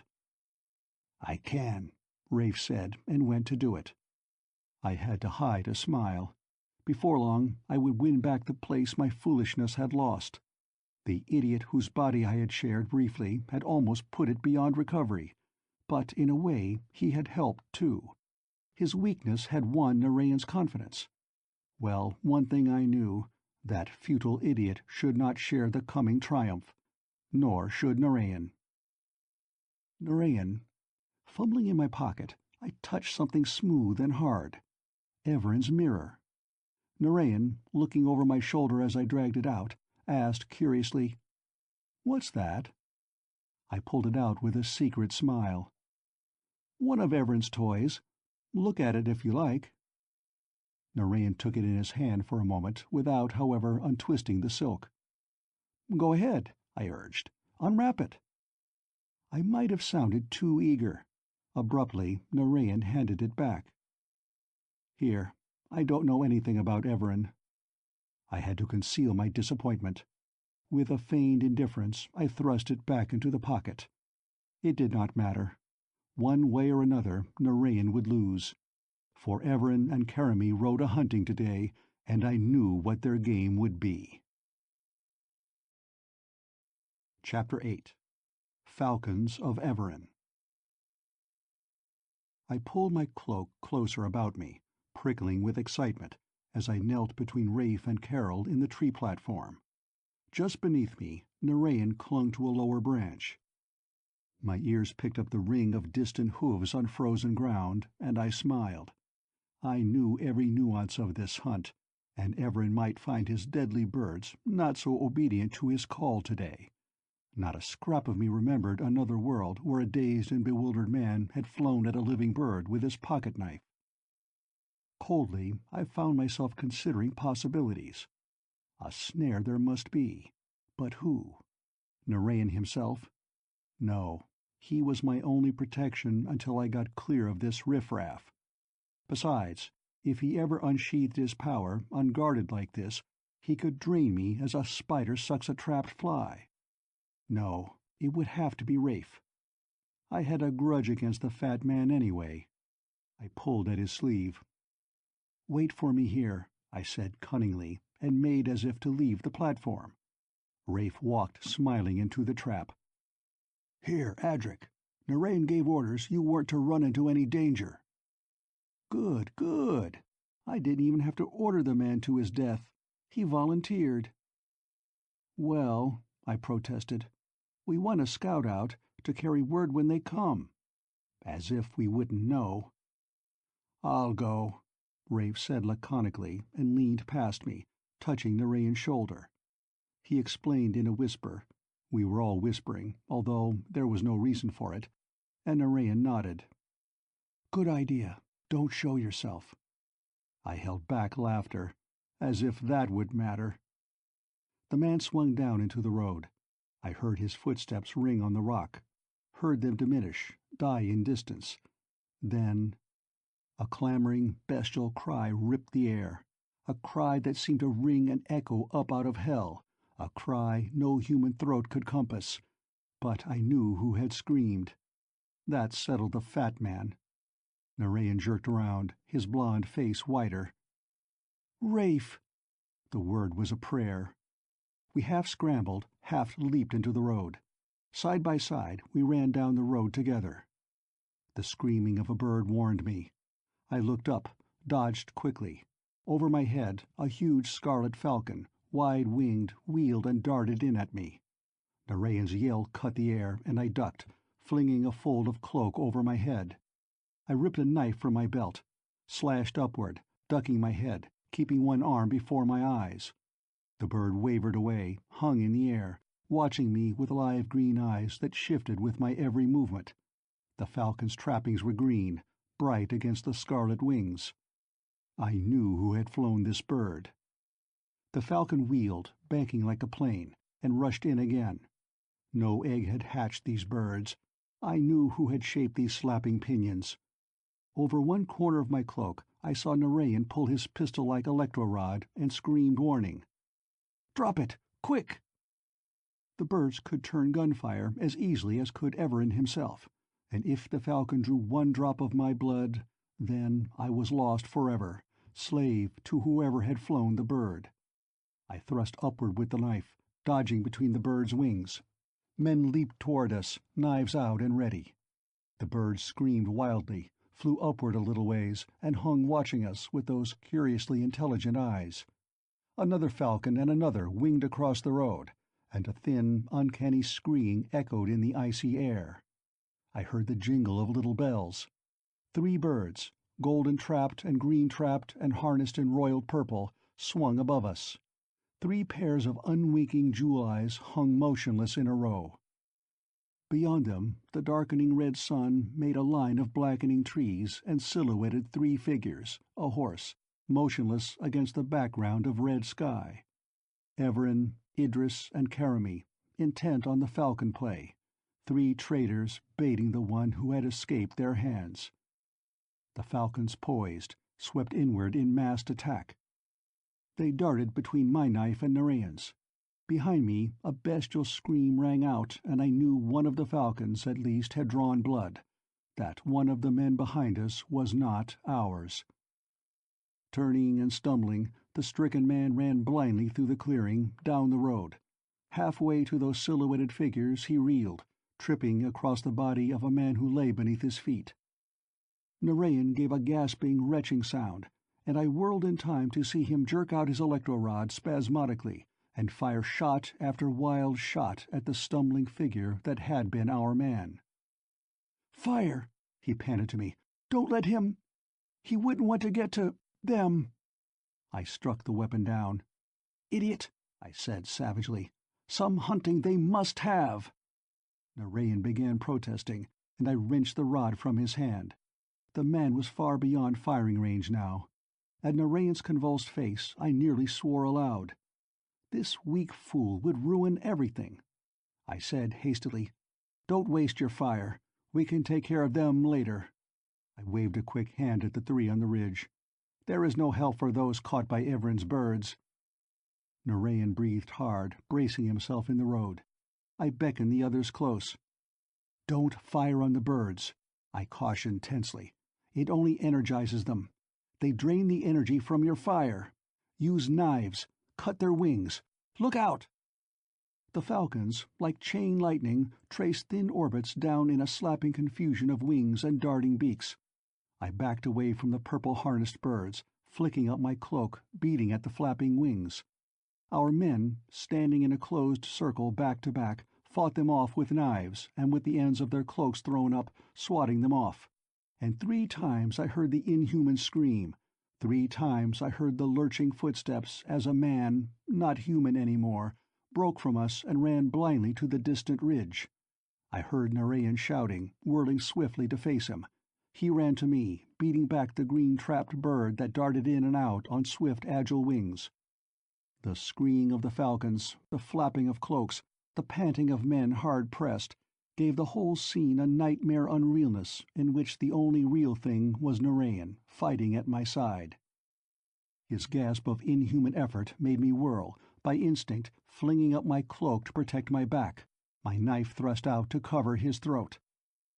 He raked a long gash across the down-turned head of the falcon, was rewarded with an unbird-like scream of agony and the spasmodic open and shut of the razor talons. They raked out, clawing. They furrowed a slash in the dreamer's arm. The razor beak darted in, ready to cut. I threw myself forward, unprotected, off balance, ready to strike. At the last minute, talons and beak turned aside, drew back, darted swiftly, straight at me. and my knife was turned aside, guarding Narayan. But Narayan jerked aside. His knife fell in the road, his arm shot out, grabbed the bird behind the head, twisting convulsively so the stabbing needle of a beak could not reach him. The darting head lunged, pecking at the cloak that wrapped his forearm. Thrown forward, I stumbled against Narayan, carried by my own momentum, and we fell in a tangle of cloaks and knives and thrashing legs and wings, asprawl in the road. The deadly talons raked my face and his, but Narayan hung on grimly, holding the deadly beak away. I thrust with the knife again and again. Thin yellow blood spurted in great gushes, splattering us both with burning venom. I snatched the wounded bird from the dreamer's weakening hands, twisted, till I heard the lithe neck snap in my fingers. The bird slumped, whatever had given it life gone. And high on the ridge, the dwarfed figure of Idris threw up his hands, fell, collapsed across the pommel of his saddle. Narayan's breath went out limply in a long sigh as we untangled our twisted bodies. Our eyes met as we mopped away the blood. We grinned spontaneously. I liked this man. Almost I wished I need not send him back to trance dream. What a waste. He said quietly, "There is a life between us now." I twisted my face into a smile matching his. "That's only one," I said. "The rest—" I turned, watching for a moment as the Falcons tore at the ring of men. "Come on," Narayan shouted, and we flung ourselves into the breach. I flung down my knife, snatched a sword from someone, and swung it in great arcs, which seemed somehow right and natural to me. The men scattered before the sword like scared chickens, and I went mad with hate, sweeping the sword in vicious semicircles against the lashing birds. The sword cut empty air, and I realized startlingly that both birds lay cut to ribbons at my feet, their blood staining the dead leaves. Narayan's eyes swam, through a red haze, into my field of vision. They were watching me, trouble and fright in their grayness. I forced myself to sanity, dropped the sword atop the dead birds. I wiped my forehead. "That's that," I said banally. We took toll of our losses, silently. Narayan, gasping with pain, rubbed a spot of the yellow blood from his face. "That stuff burns," he grimaced. I laughed tightly. He didn't have to tell me. We both have badly festered burns to deal with tomorrow, but now there was work. "Look!" One of the men stared and pointed upward, his face tense with fright. Another great bird of prey hung on poised pinions above us, sapphire eyes intent. But as we watched, it wheeled and swiftly winged toward the Rainbow City. Not, however, before I caught the azure shimmer of the bells and harness. A thin, sweet tinkling came from the flying bells, like a mocking echo of the spell singer's voice. Gammon. Chapter 9. The Return of Adric. Back in the windowless house, we snatched a hurried meal, cared for our slashed cuts, and tried to plan further. The others had not been idle while we fought the Falcons. All day Narayan's vaunted army had been accumulating, I could hardly say assembling, in that great bowl of land between Narabedla and the Dreamer's Keep. There were perhaps 4,000 men, armed with clumsy powder weapons, with worn swords that looked as if they had been long buried, with pitchforks, scythes, even with rude clubs viciously knobbed. I had been put to it to conceal my contempt for this ragtag and bobtail of an army, and Narayan proposed to storm Rainbow City with this. I was flabbergasted at the confidence these men had in their young leader. So much the better, I thought. Take him from them, and they'll scatter to their rat holes and crofts again. I felt my lips twisting in a bitter smile. They trusted Adric too. When I had shown myself to them, their shouts had made the very trees echo. Well, again the ironic smile came unbidden. That was just as well too. When Narayan was reprisoned, I could use the power of their lost leader to tear down what he himself had built. The thought was exquisitely funny. "What are you laughing about?" Narayan asked. We were lounging on the steps of the house, watching the men thronging around the camp. His slumberous gray eyes held deep sparks of fire, and without waiting for my answer, he went on. "Think of it. The curse of the dreamer's magic lifted. What would it mean to this land, Adric? It means life, hope, for millions of people." In a way, Narayan was right. I could remember when I had shared that dream, when it had seemed somehow more worthy than a dream of personal power. Sonara came down the steps, bent and slipped her soft arms around my shoulder, and I drew her down. A volcano of hate so great I must turn my face away burned up in me. This man was my equal. No, I admitted grudgingly, my superior, and I hated him for it. I hated him because I knew that in his dream of power no one must suffer. I hated him because once I had been weak enough to share his feelings. I said abruptly, "Your plans are good, Narayan. There's just one thing wrong with them. They won't work. Storming Rainbow City won't get you anywhere. You could kill Karami slaves by the thousands, or the millions, or the billions, but you couldn't kill Karami, and you'd only leave her free to enslave others.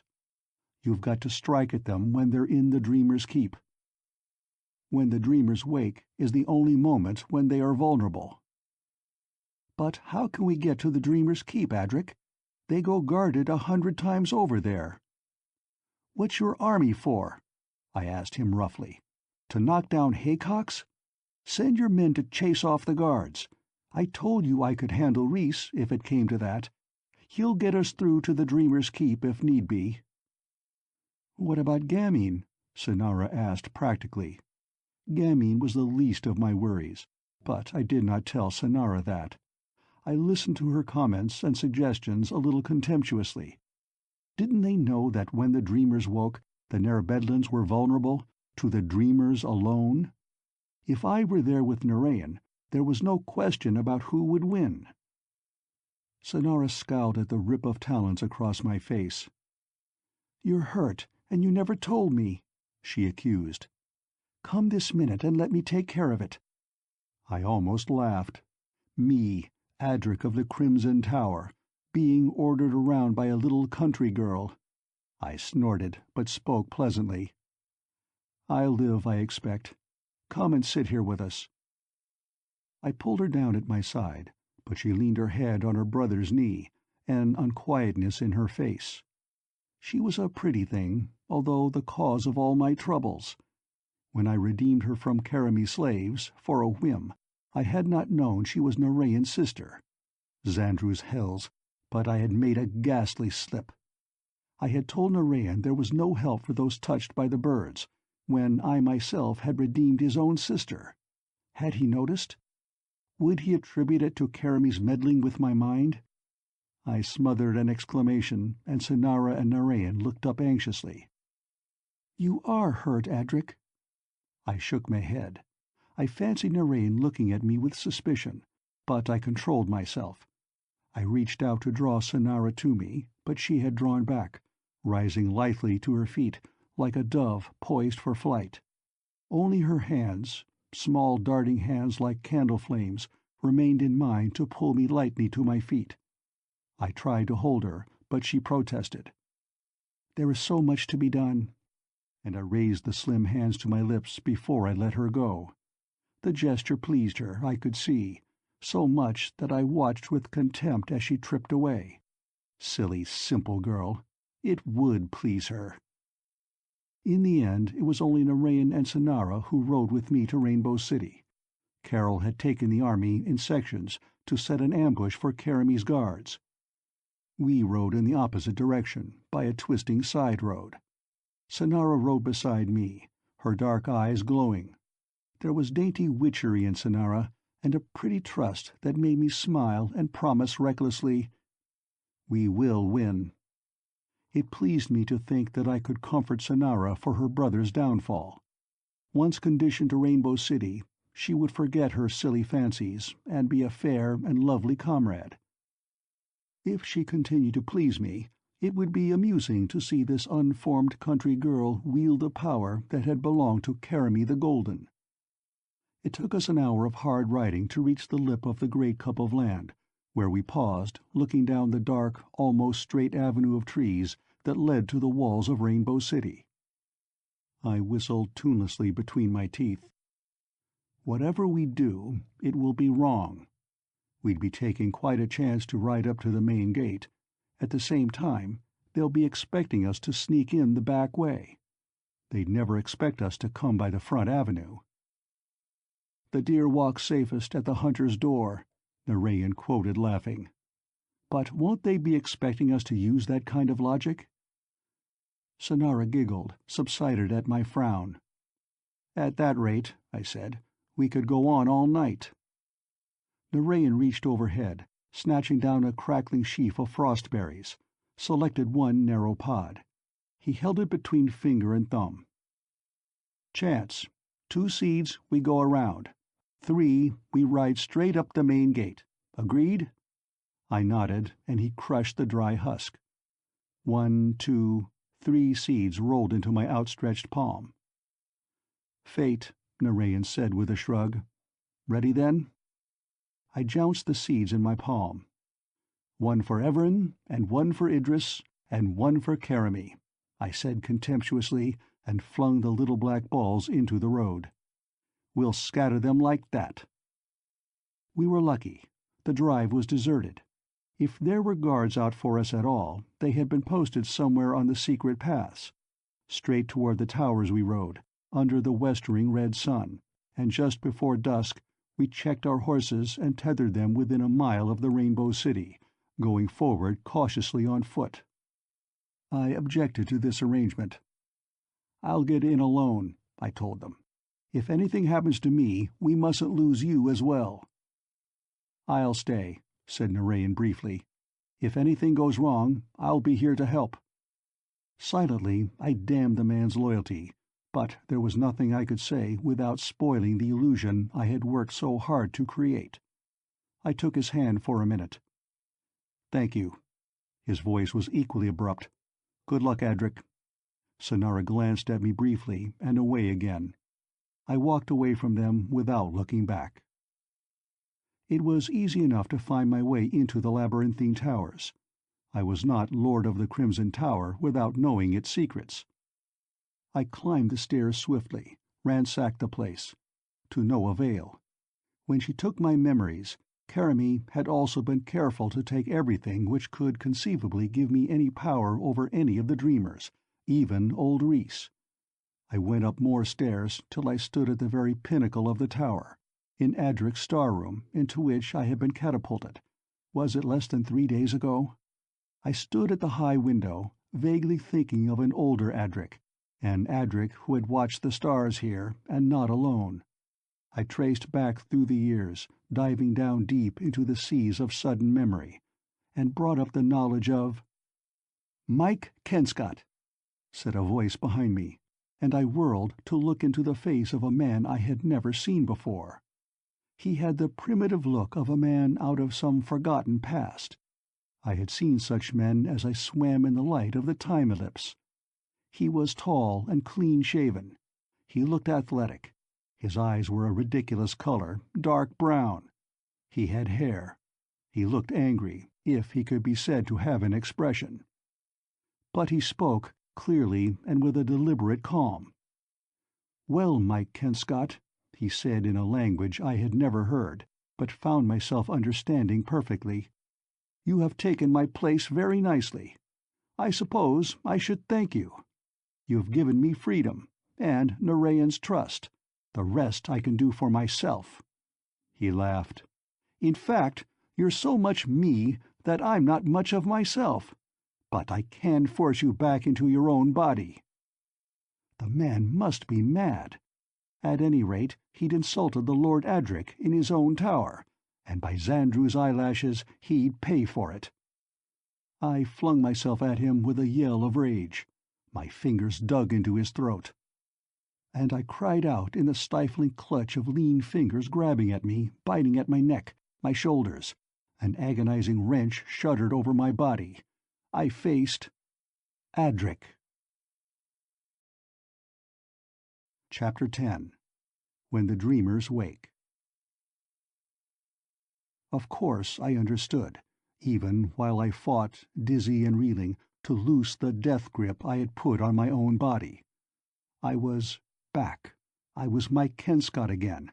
Adric loosed his hands of his own will and stepped away, breathing hard. "Thank you," he said in the raw voice that had been mine for so long. "I myself could hardly have done better." With a swift movement, he snatched something from a little recess in the wall, pointed, and fired point blank. A lance of grey mist stabbed out at me. To my amazement, only a pleasant heat warmed me. I had enough split-second reasoning reflex left to fall in a slumped huddle to the ground. I knew that that was what he expected. Adric fumbled in his pockets, took out the little mirror I had taken from Everin, still wrapped in its protective silk. I watched, breathless, between narrowed eyelids. If he would only open it. But instead he gave a shudder of disgust and flung it straight at me. With a braced, agonizing effort, I made myself lie perfectly still, without flinching to avoid the blow. The mirror struck my forehead. I felt blood break to the surface and trickle wetly down my face. I heard Adric moving, heard receding steps and the risp of a closing door. He was gone. I moved. To this day, I am not sure how I escaped death from Adric's weapon, but I think it was because I was in my own body.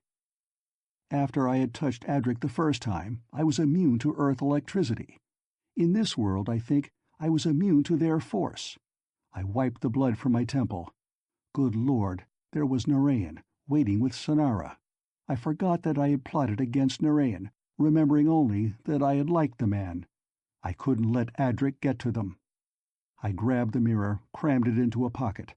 Against the nightmare haste that drove me, I ran to the closet, quickly from the racks of weapons chose a short, ugly knife.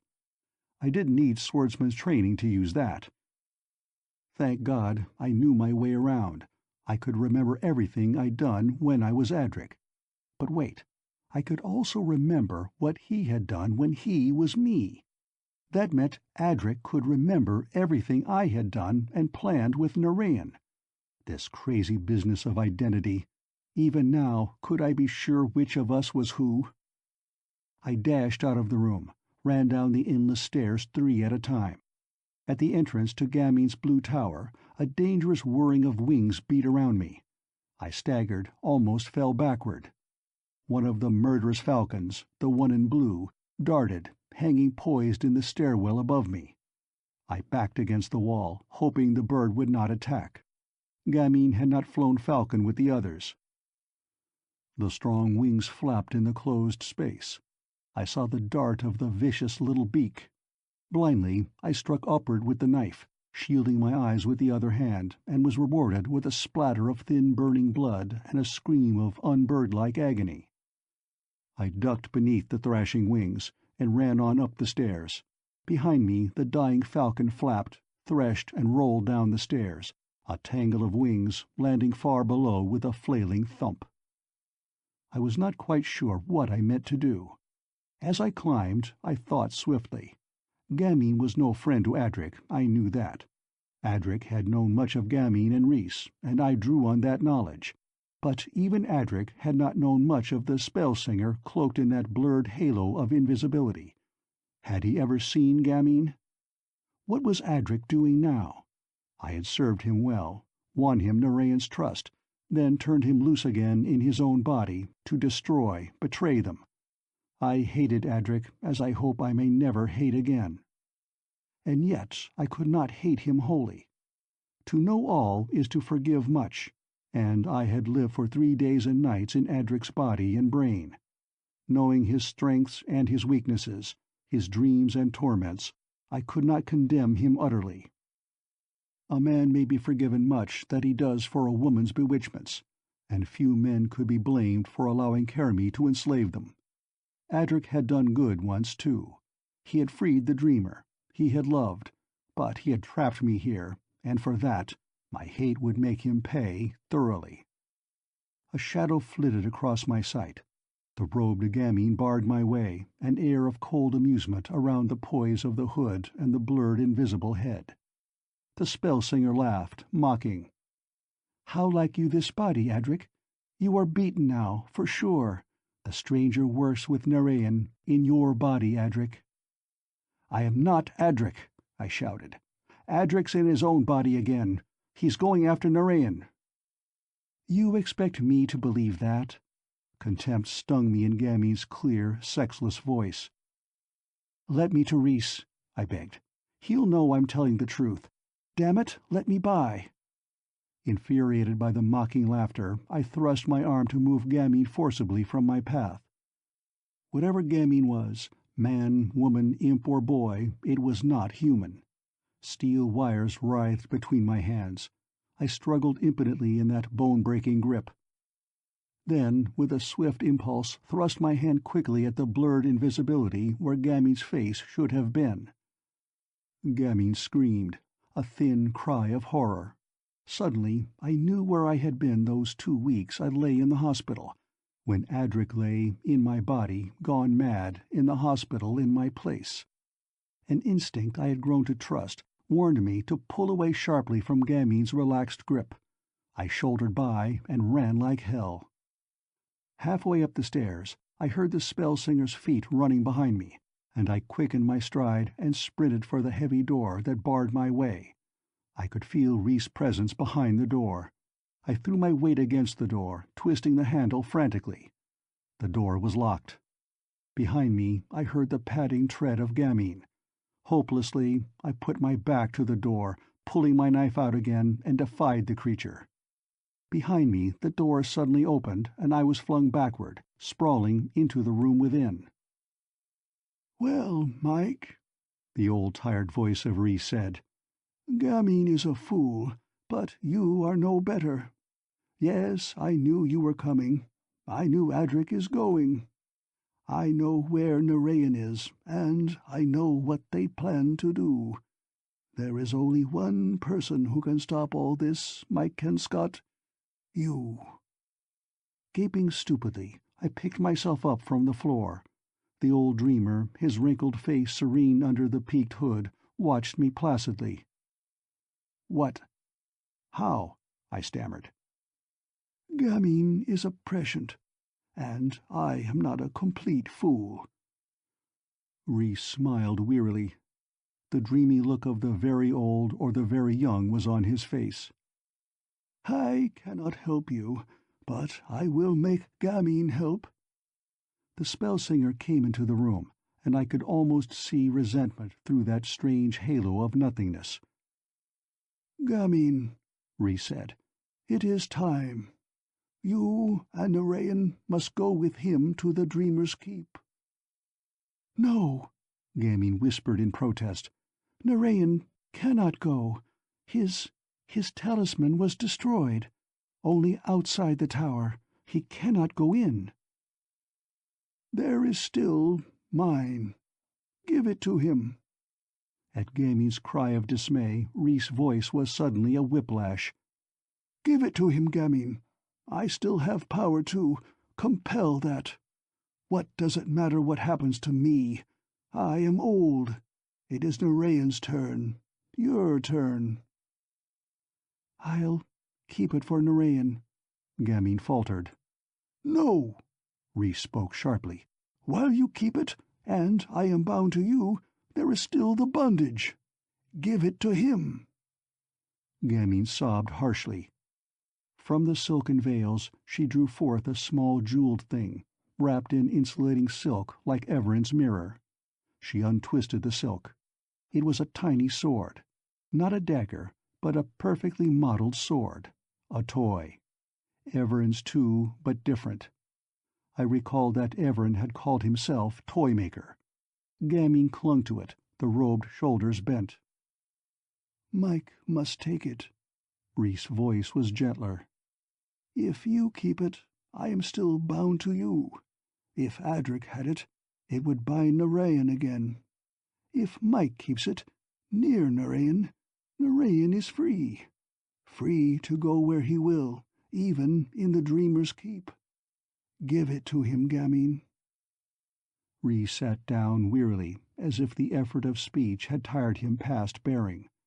I stood and listened with a rebellious patience.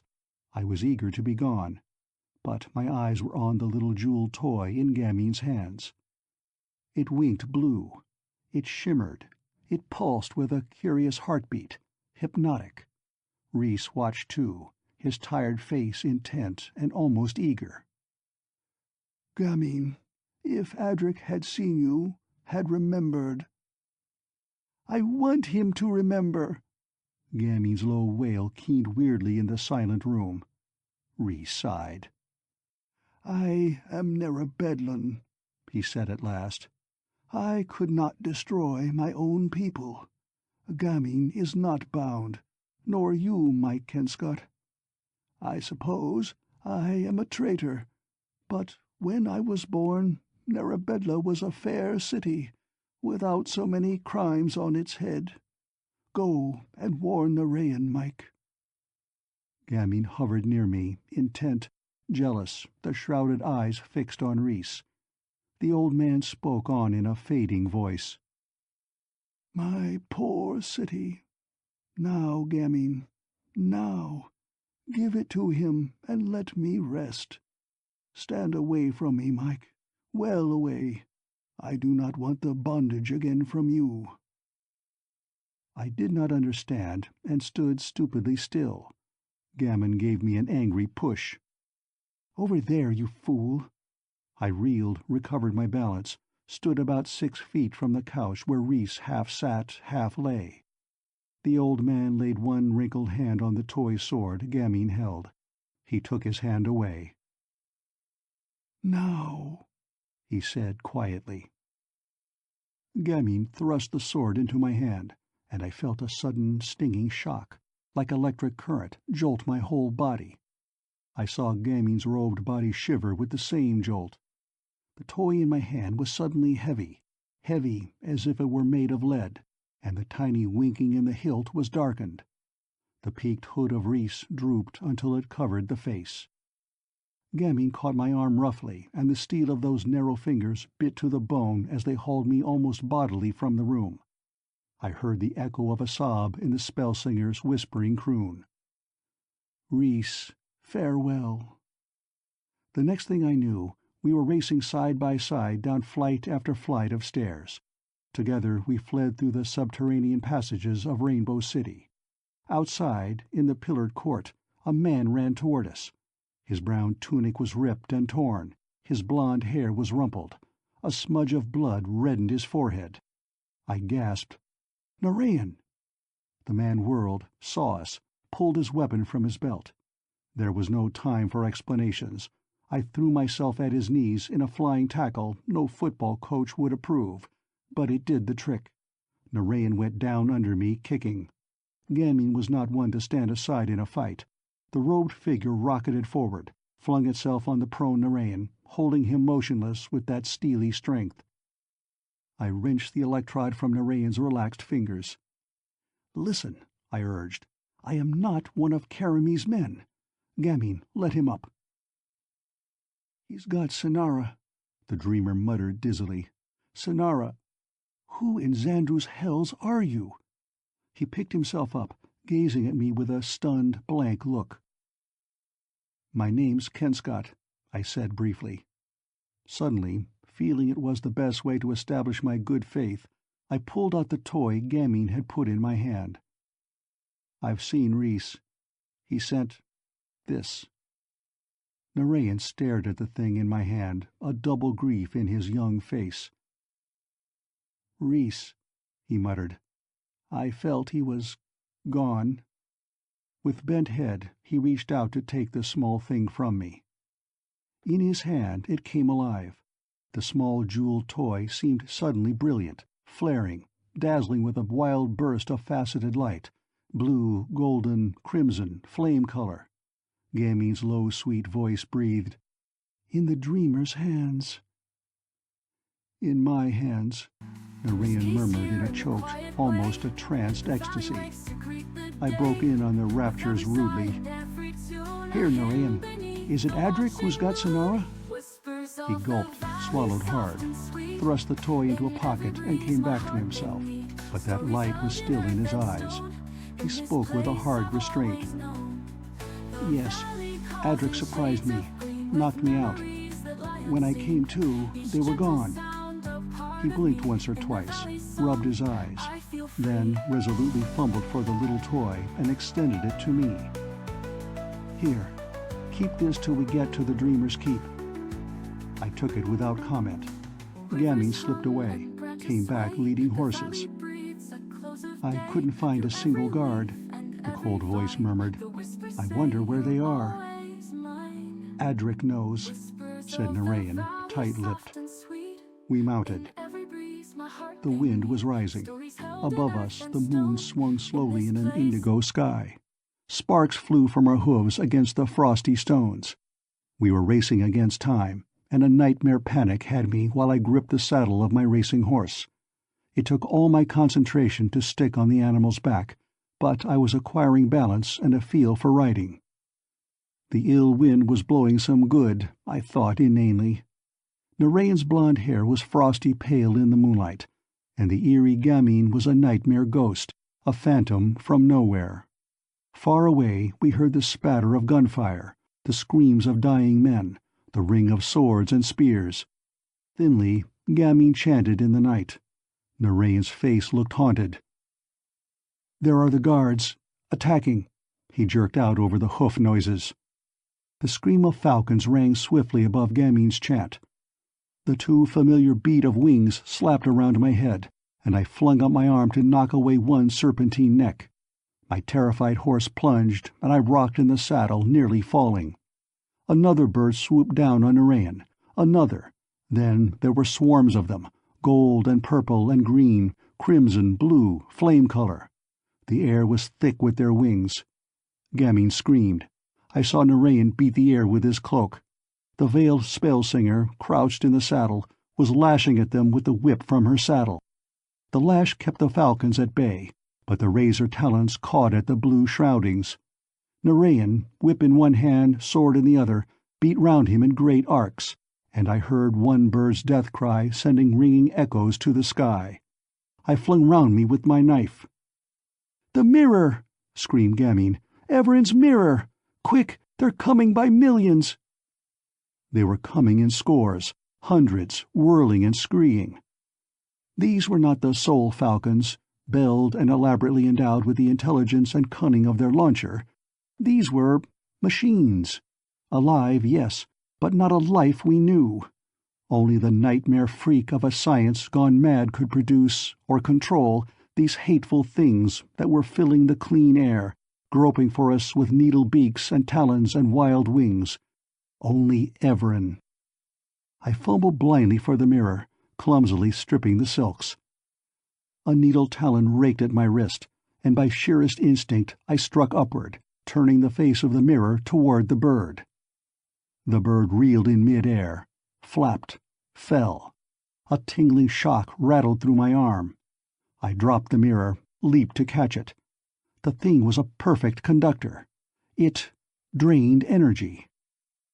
I knew now why Everin had been so anxious to have me, or Adric, look into its depths.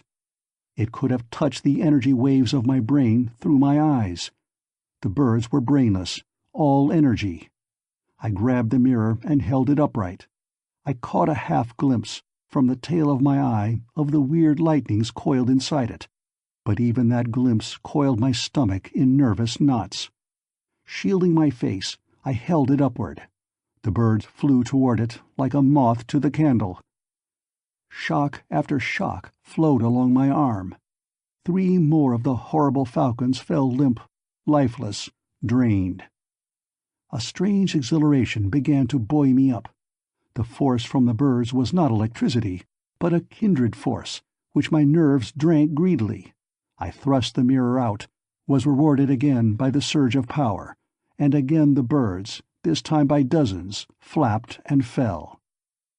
Then, as if whatever had loosed the army of falcons had realized their uselessness, the whole remaining force of the birds wheeled and fled, winging swiftly over the land to the distant dungeon that rose high and far into the black midnight.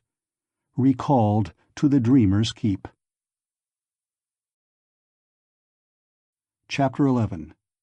The Last Sacrifice.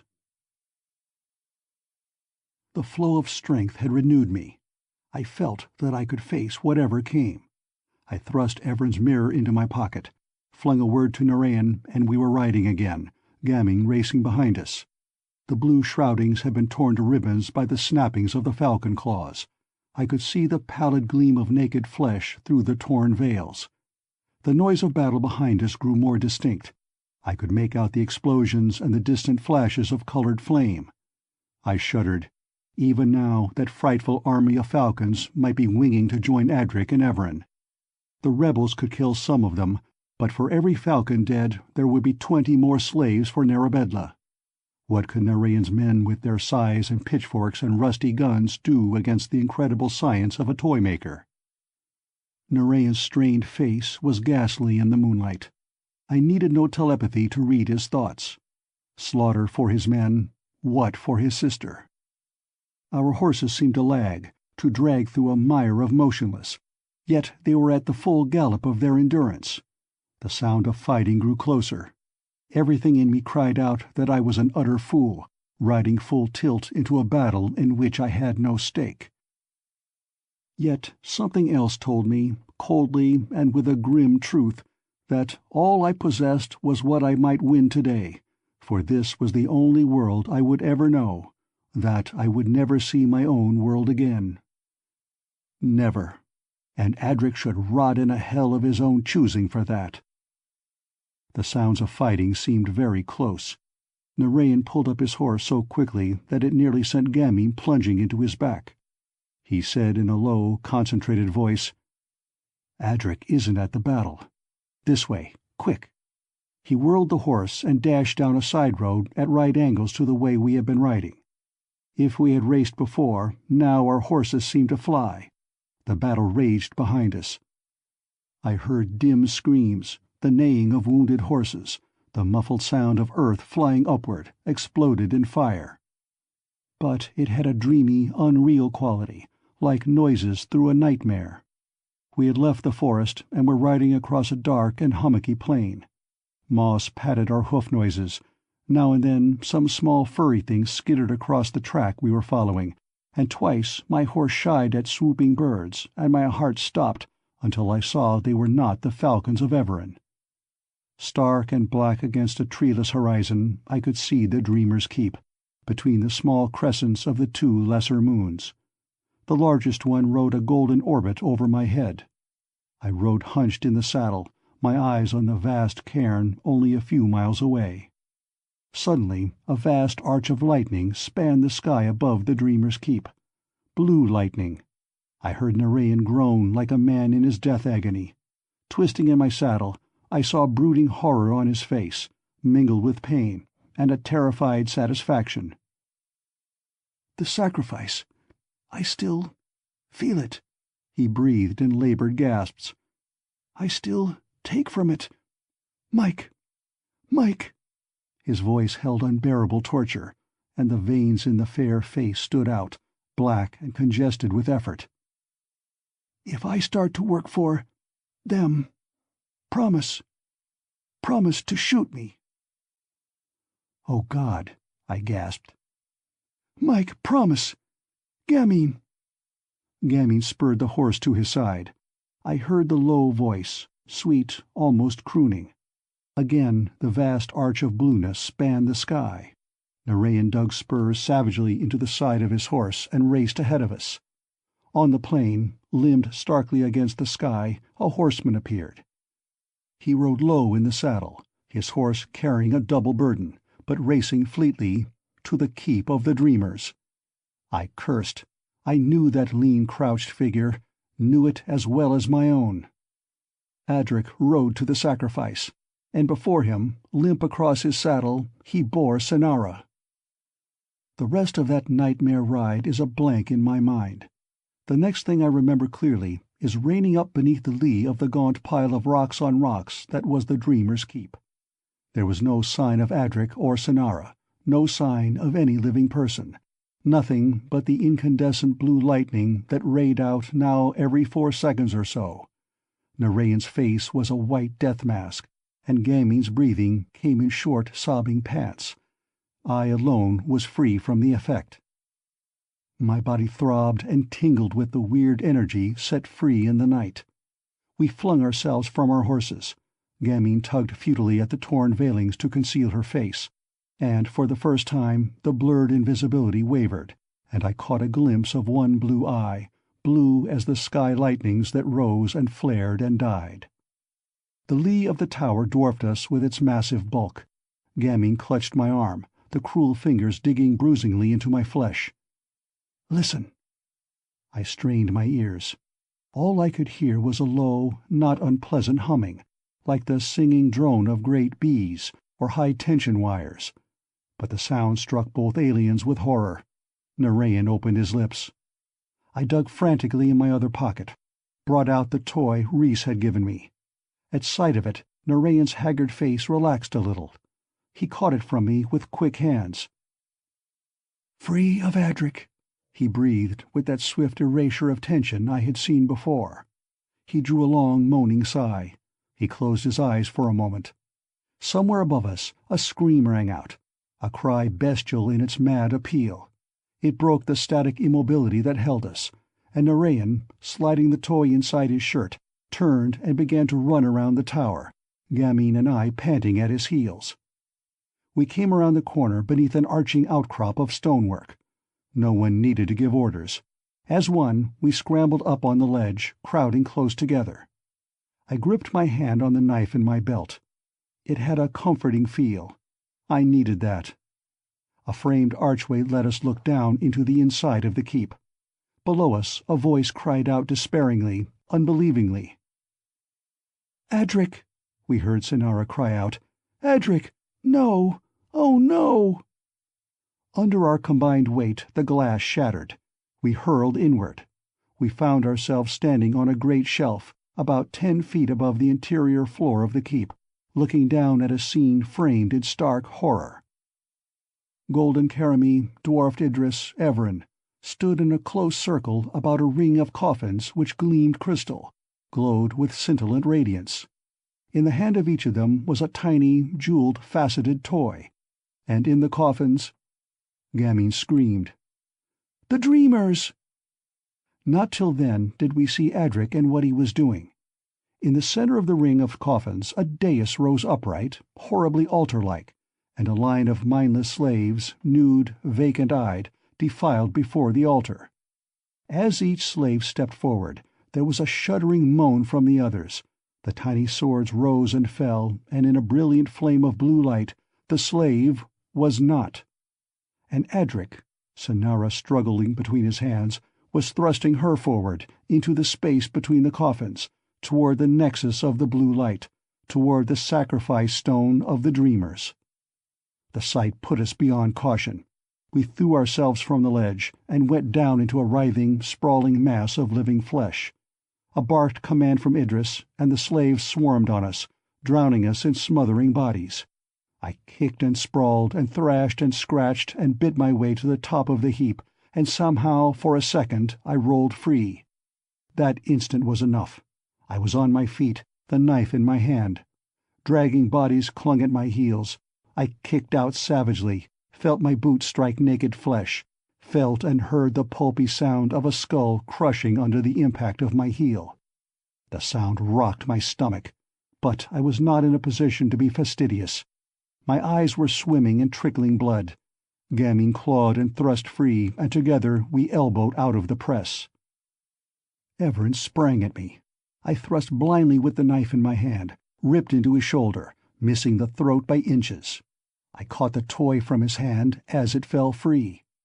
A moment of the clinging, tearing melee, then we three, Gamin and Narayan and I, were standing back to back in the center of the ring of coffins. There was a long howl of pain and terror from Everin, and the 4 Narabedlans flung themselves backward in a panicked terror. From within the coffins, the Dreamers were waking. But Adric was no coward. He threw himself quickly forward, caught at Sinara again, and with all the force in his lean arms, he flung her, straight toward the nexus of blue light. Narayan and Gamin stood frozen, bound by the toys in their hands against the light, but I broke free. I passed straight across the cone of blue lightning. Unharmed. The blasting energy tingled pleasantly in my body as I caught Sonara in midair and reeled away from the force that would have meant annihilation for her. Narayan broke away from the paralysis momentarily and caught Sonara's staggering body from my arms. Then I felt the impact as Adric's tall, heavy body crashed against me, felt the shock as my fist smashed against his jaw, and heard him grunt as we locked into a clinch that carried us nearer and nearer to that center of blue energy. A moment we swayed there, at the very edge of the lightning. Then Everin's tensed cat body hit in the center of my back. Again the heat thrust needles through me. Adric was flung clear, but there was an arch of blue that spanned the vault, a wild scream like the death cry of a panther, and the toymaker was gone. Within the coffins the blue lights wakened, as if the last flare of energy had freed them. Quickly Idris and Karami ran forward. Quickly Adric leaped to join them, thrusting the talisman toys against the very lids of the coffins, but too late. The toys in the hands of Narayan and Gamin spat glaring blue fire, and step by step the Narabedlans retreated, farther, farther, farther. The coffins were suddenly empty. As if by magic, 3 old men and a woman of surpassing beauty materialized about Narayan and Gamin. In their faces I could distinguish a curious likeness to Narayan and to old Rhys, and Narayan, within the circle of the dreamers, reached out and flung the tattered veils from Gamin. A triumphant chant rushed sweetly from the lips of the spell-singer as the veils came away, and in the center of the mutants stood Gamin the dreamer, dwarfing them all by a pure majesty. The majesty of a dreamer who had never slept. A woman she was, slender and fair and very beautiful, and as like to Narayan as a twin sister. And I thought of Isis and the young Osiris, as the blue eyes blazed out and the lovely body arched upward in tall freedom from the shrouding veils. Blue lightning swirled and faded, and the dreamer's tower was bathed in trembling iridescent rainbows. Karami and Idris retreated step by step, slinking back into the shadows. Only Adric stood his ground. The rainbows died. The air was void and empty of energy. The dreamer stood looking on the crouching Karami with her hidden face, on the bent, gnarled dwarf, on Sonara, kneeling white and radiant, on Adric, who stood with his lips parted, staring at Gamin like a man released from a spell. It was Gamin who spoke, her eyes resting on Karami. "She has done much evil." The others clamored, but Gamin shook her head, long pale hair lifting electrically around her face. "No," she disclaimed softly. "Why should they die? They are only an old dwarf, a silly old fool who could not make up his own mind." Her eyes dwelt disquietly on Adric. "And Karami. They have no power. Now we are freed. Pity them. Now we are freed." Adric slowly drew himself upright. His slackly parted lips set firmly, and he looked at Narayan with a dispassionate, stubborn shrug. "Kill me, if you like." "No, Gamin." Narayan stepped toward the man in crimson. "Adric," he said in a strange, half-choked excitement, "I want to see what you saw before, to see what sent you away, to see the thing that drove you mad. Gamin's veils. Gamin, let him see. Show him, Gamin. Show him what he saw then." Gamin came forward slowly to where Karami knelt. "Stand up." Slowly Karami rose to her feet. There was no hope in her eyes, no mercy in Gamin's. The 2 pairs of eyes, cat yellow and blue, fought for a moment. It was Karami's that fell. The dreamer woman smiled faintly. "My brothers and my sisters," she said at last, "Karami is beautiful, is she not?" I suppose no woman on earth has ever been or ever will be as beautiful as Karami the Golden. She stood proudly, turning to Adric, and I saw longing and love break forth in the man's eyes. He gazed, and Karami laughed and held out her arms, and Adric, bemused, went toward her. "Hold him," commanded Narayan tersely. One of the dreamers made a curious sign with his left hand, and Adric was arrested, stood gripped in a vice of invisible force. "See?" Gamine said in a ringing voice. "But now see Karami, shorn of the illusion her dreamer threw. See the form of Karami that she made me wear. This—" She reached out and touched Karami with the little talisman she held. There was a gasp of horror from many throats. "Karami, Karami the Golden, there are no words for the change that took place before our eyes." I was sick and retching with horror before the metamorphosis was half complete, and turned away my eyes. Sonara was sobbing softly into her skirt, but Adric, frozen, could not look away. Gamine's laugh, low and sweet and doubly deadly for its sweetness, reached my ears. "Shall I lend you my veils, sister?" she murmured, mocking, and again the horrible laugh. "No? Go forth!" Her voice was a lashing whip, and with a broken wail the thing that had been Karami threw up an arm across the staring sockets and fled away into the night, and we never saw it again. So that was the end of Karami the Golden, the end. A little later I found that Adric and I were staring stupidly at one another, puzzled, but without animosity. Sonara came and slipped an arm around Adric, and I turned away, embarrassed, for the man was sobbing like a child. I was amazed and sick with the enormity of all that I had seen and done. I stood and shivered and shook with deadly chill. I suppose it was reaction. "Steady." Narayan's steely hand on my shoulder kept me once again from making an ass of myself. "You've done us a big favor," he said after a few minutes. "I wish I had some adequate way of thanking you, not for myself, for millions of people. Perhaps one day we'll find a way of sending you back to your own world, but—" his shoulders moved negatively. "I can't say." Adric's lean, non-human face peered over Narayan's shoulder. He looked subdued and spoke with a curious humility. He sounded sane. "There will be a way some day. It will take time to find it now, but there will be." Spontaneously we grinned at each other. I could not hate this man. I knew him too well. I knew suddenly that we would be friends, which indeed is what happened. Narayan looked from one to the other of us, troubled. Then Gamine's intent face was at his elbow. "I'll see to these men," she said quietly. "Narayan, they need you, and it's your responsibility. They have to be told why they were wakened, and how. There are slaves to be freed, armies." Narayan glanced guiltily over his shoulder at the other dreamers, who stood huddled together in a bewildered little knot. "That's so," he acknowledged gravely, and went to his people. I watched him, feeling as if one friend here had deserted me, but it had to be that way. Narayan was not our kind.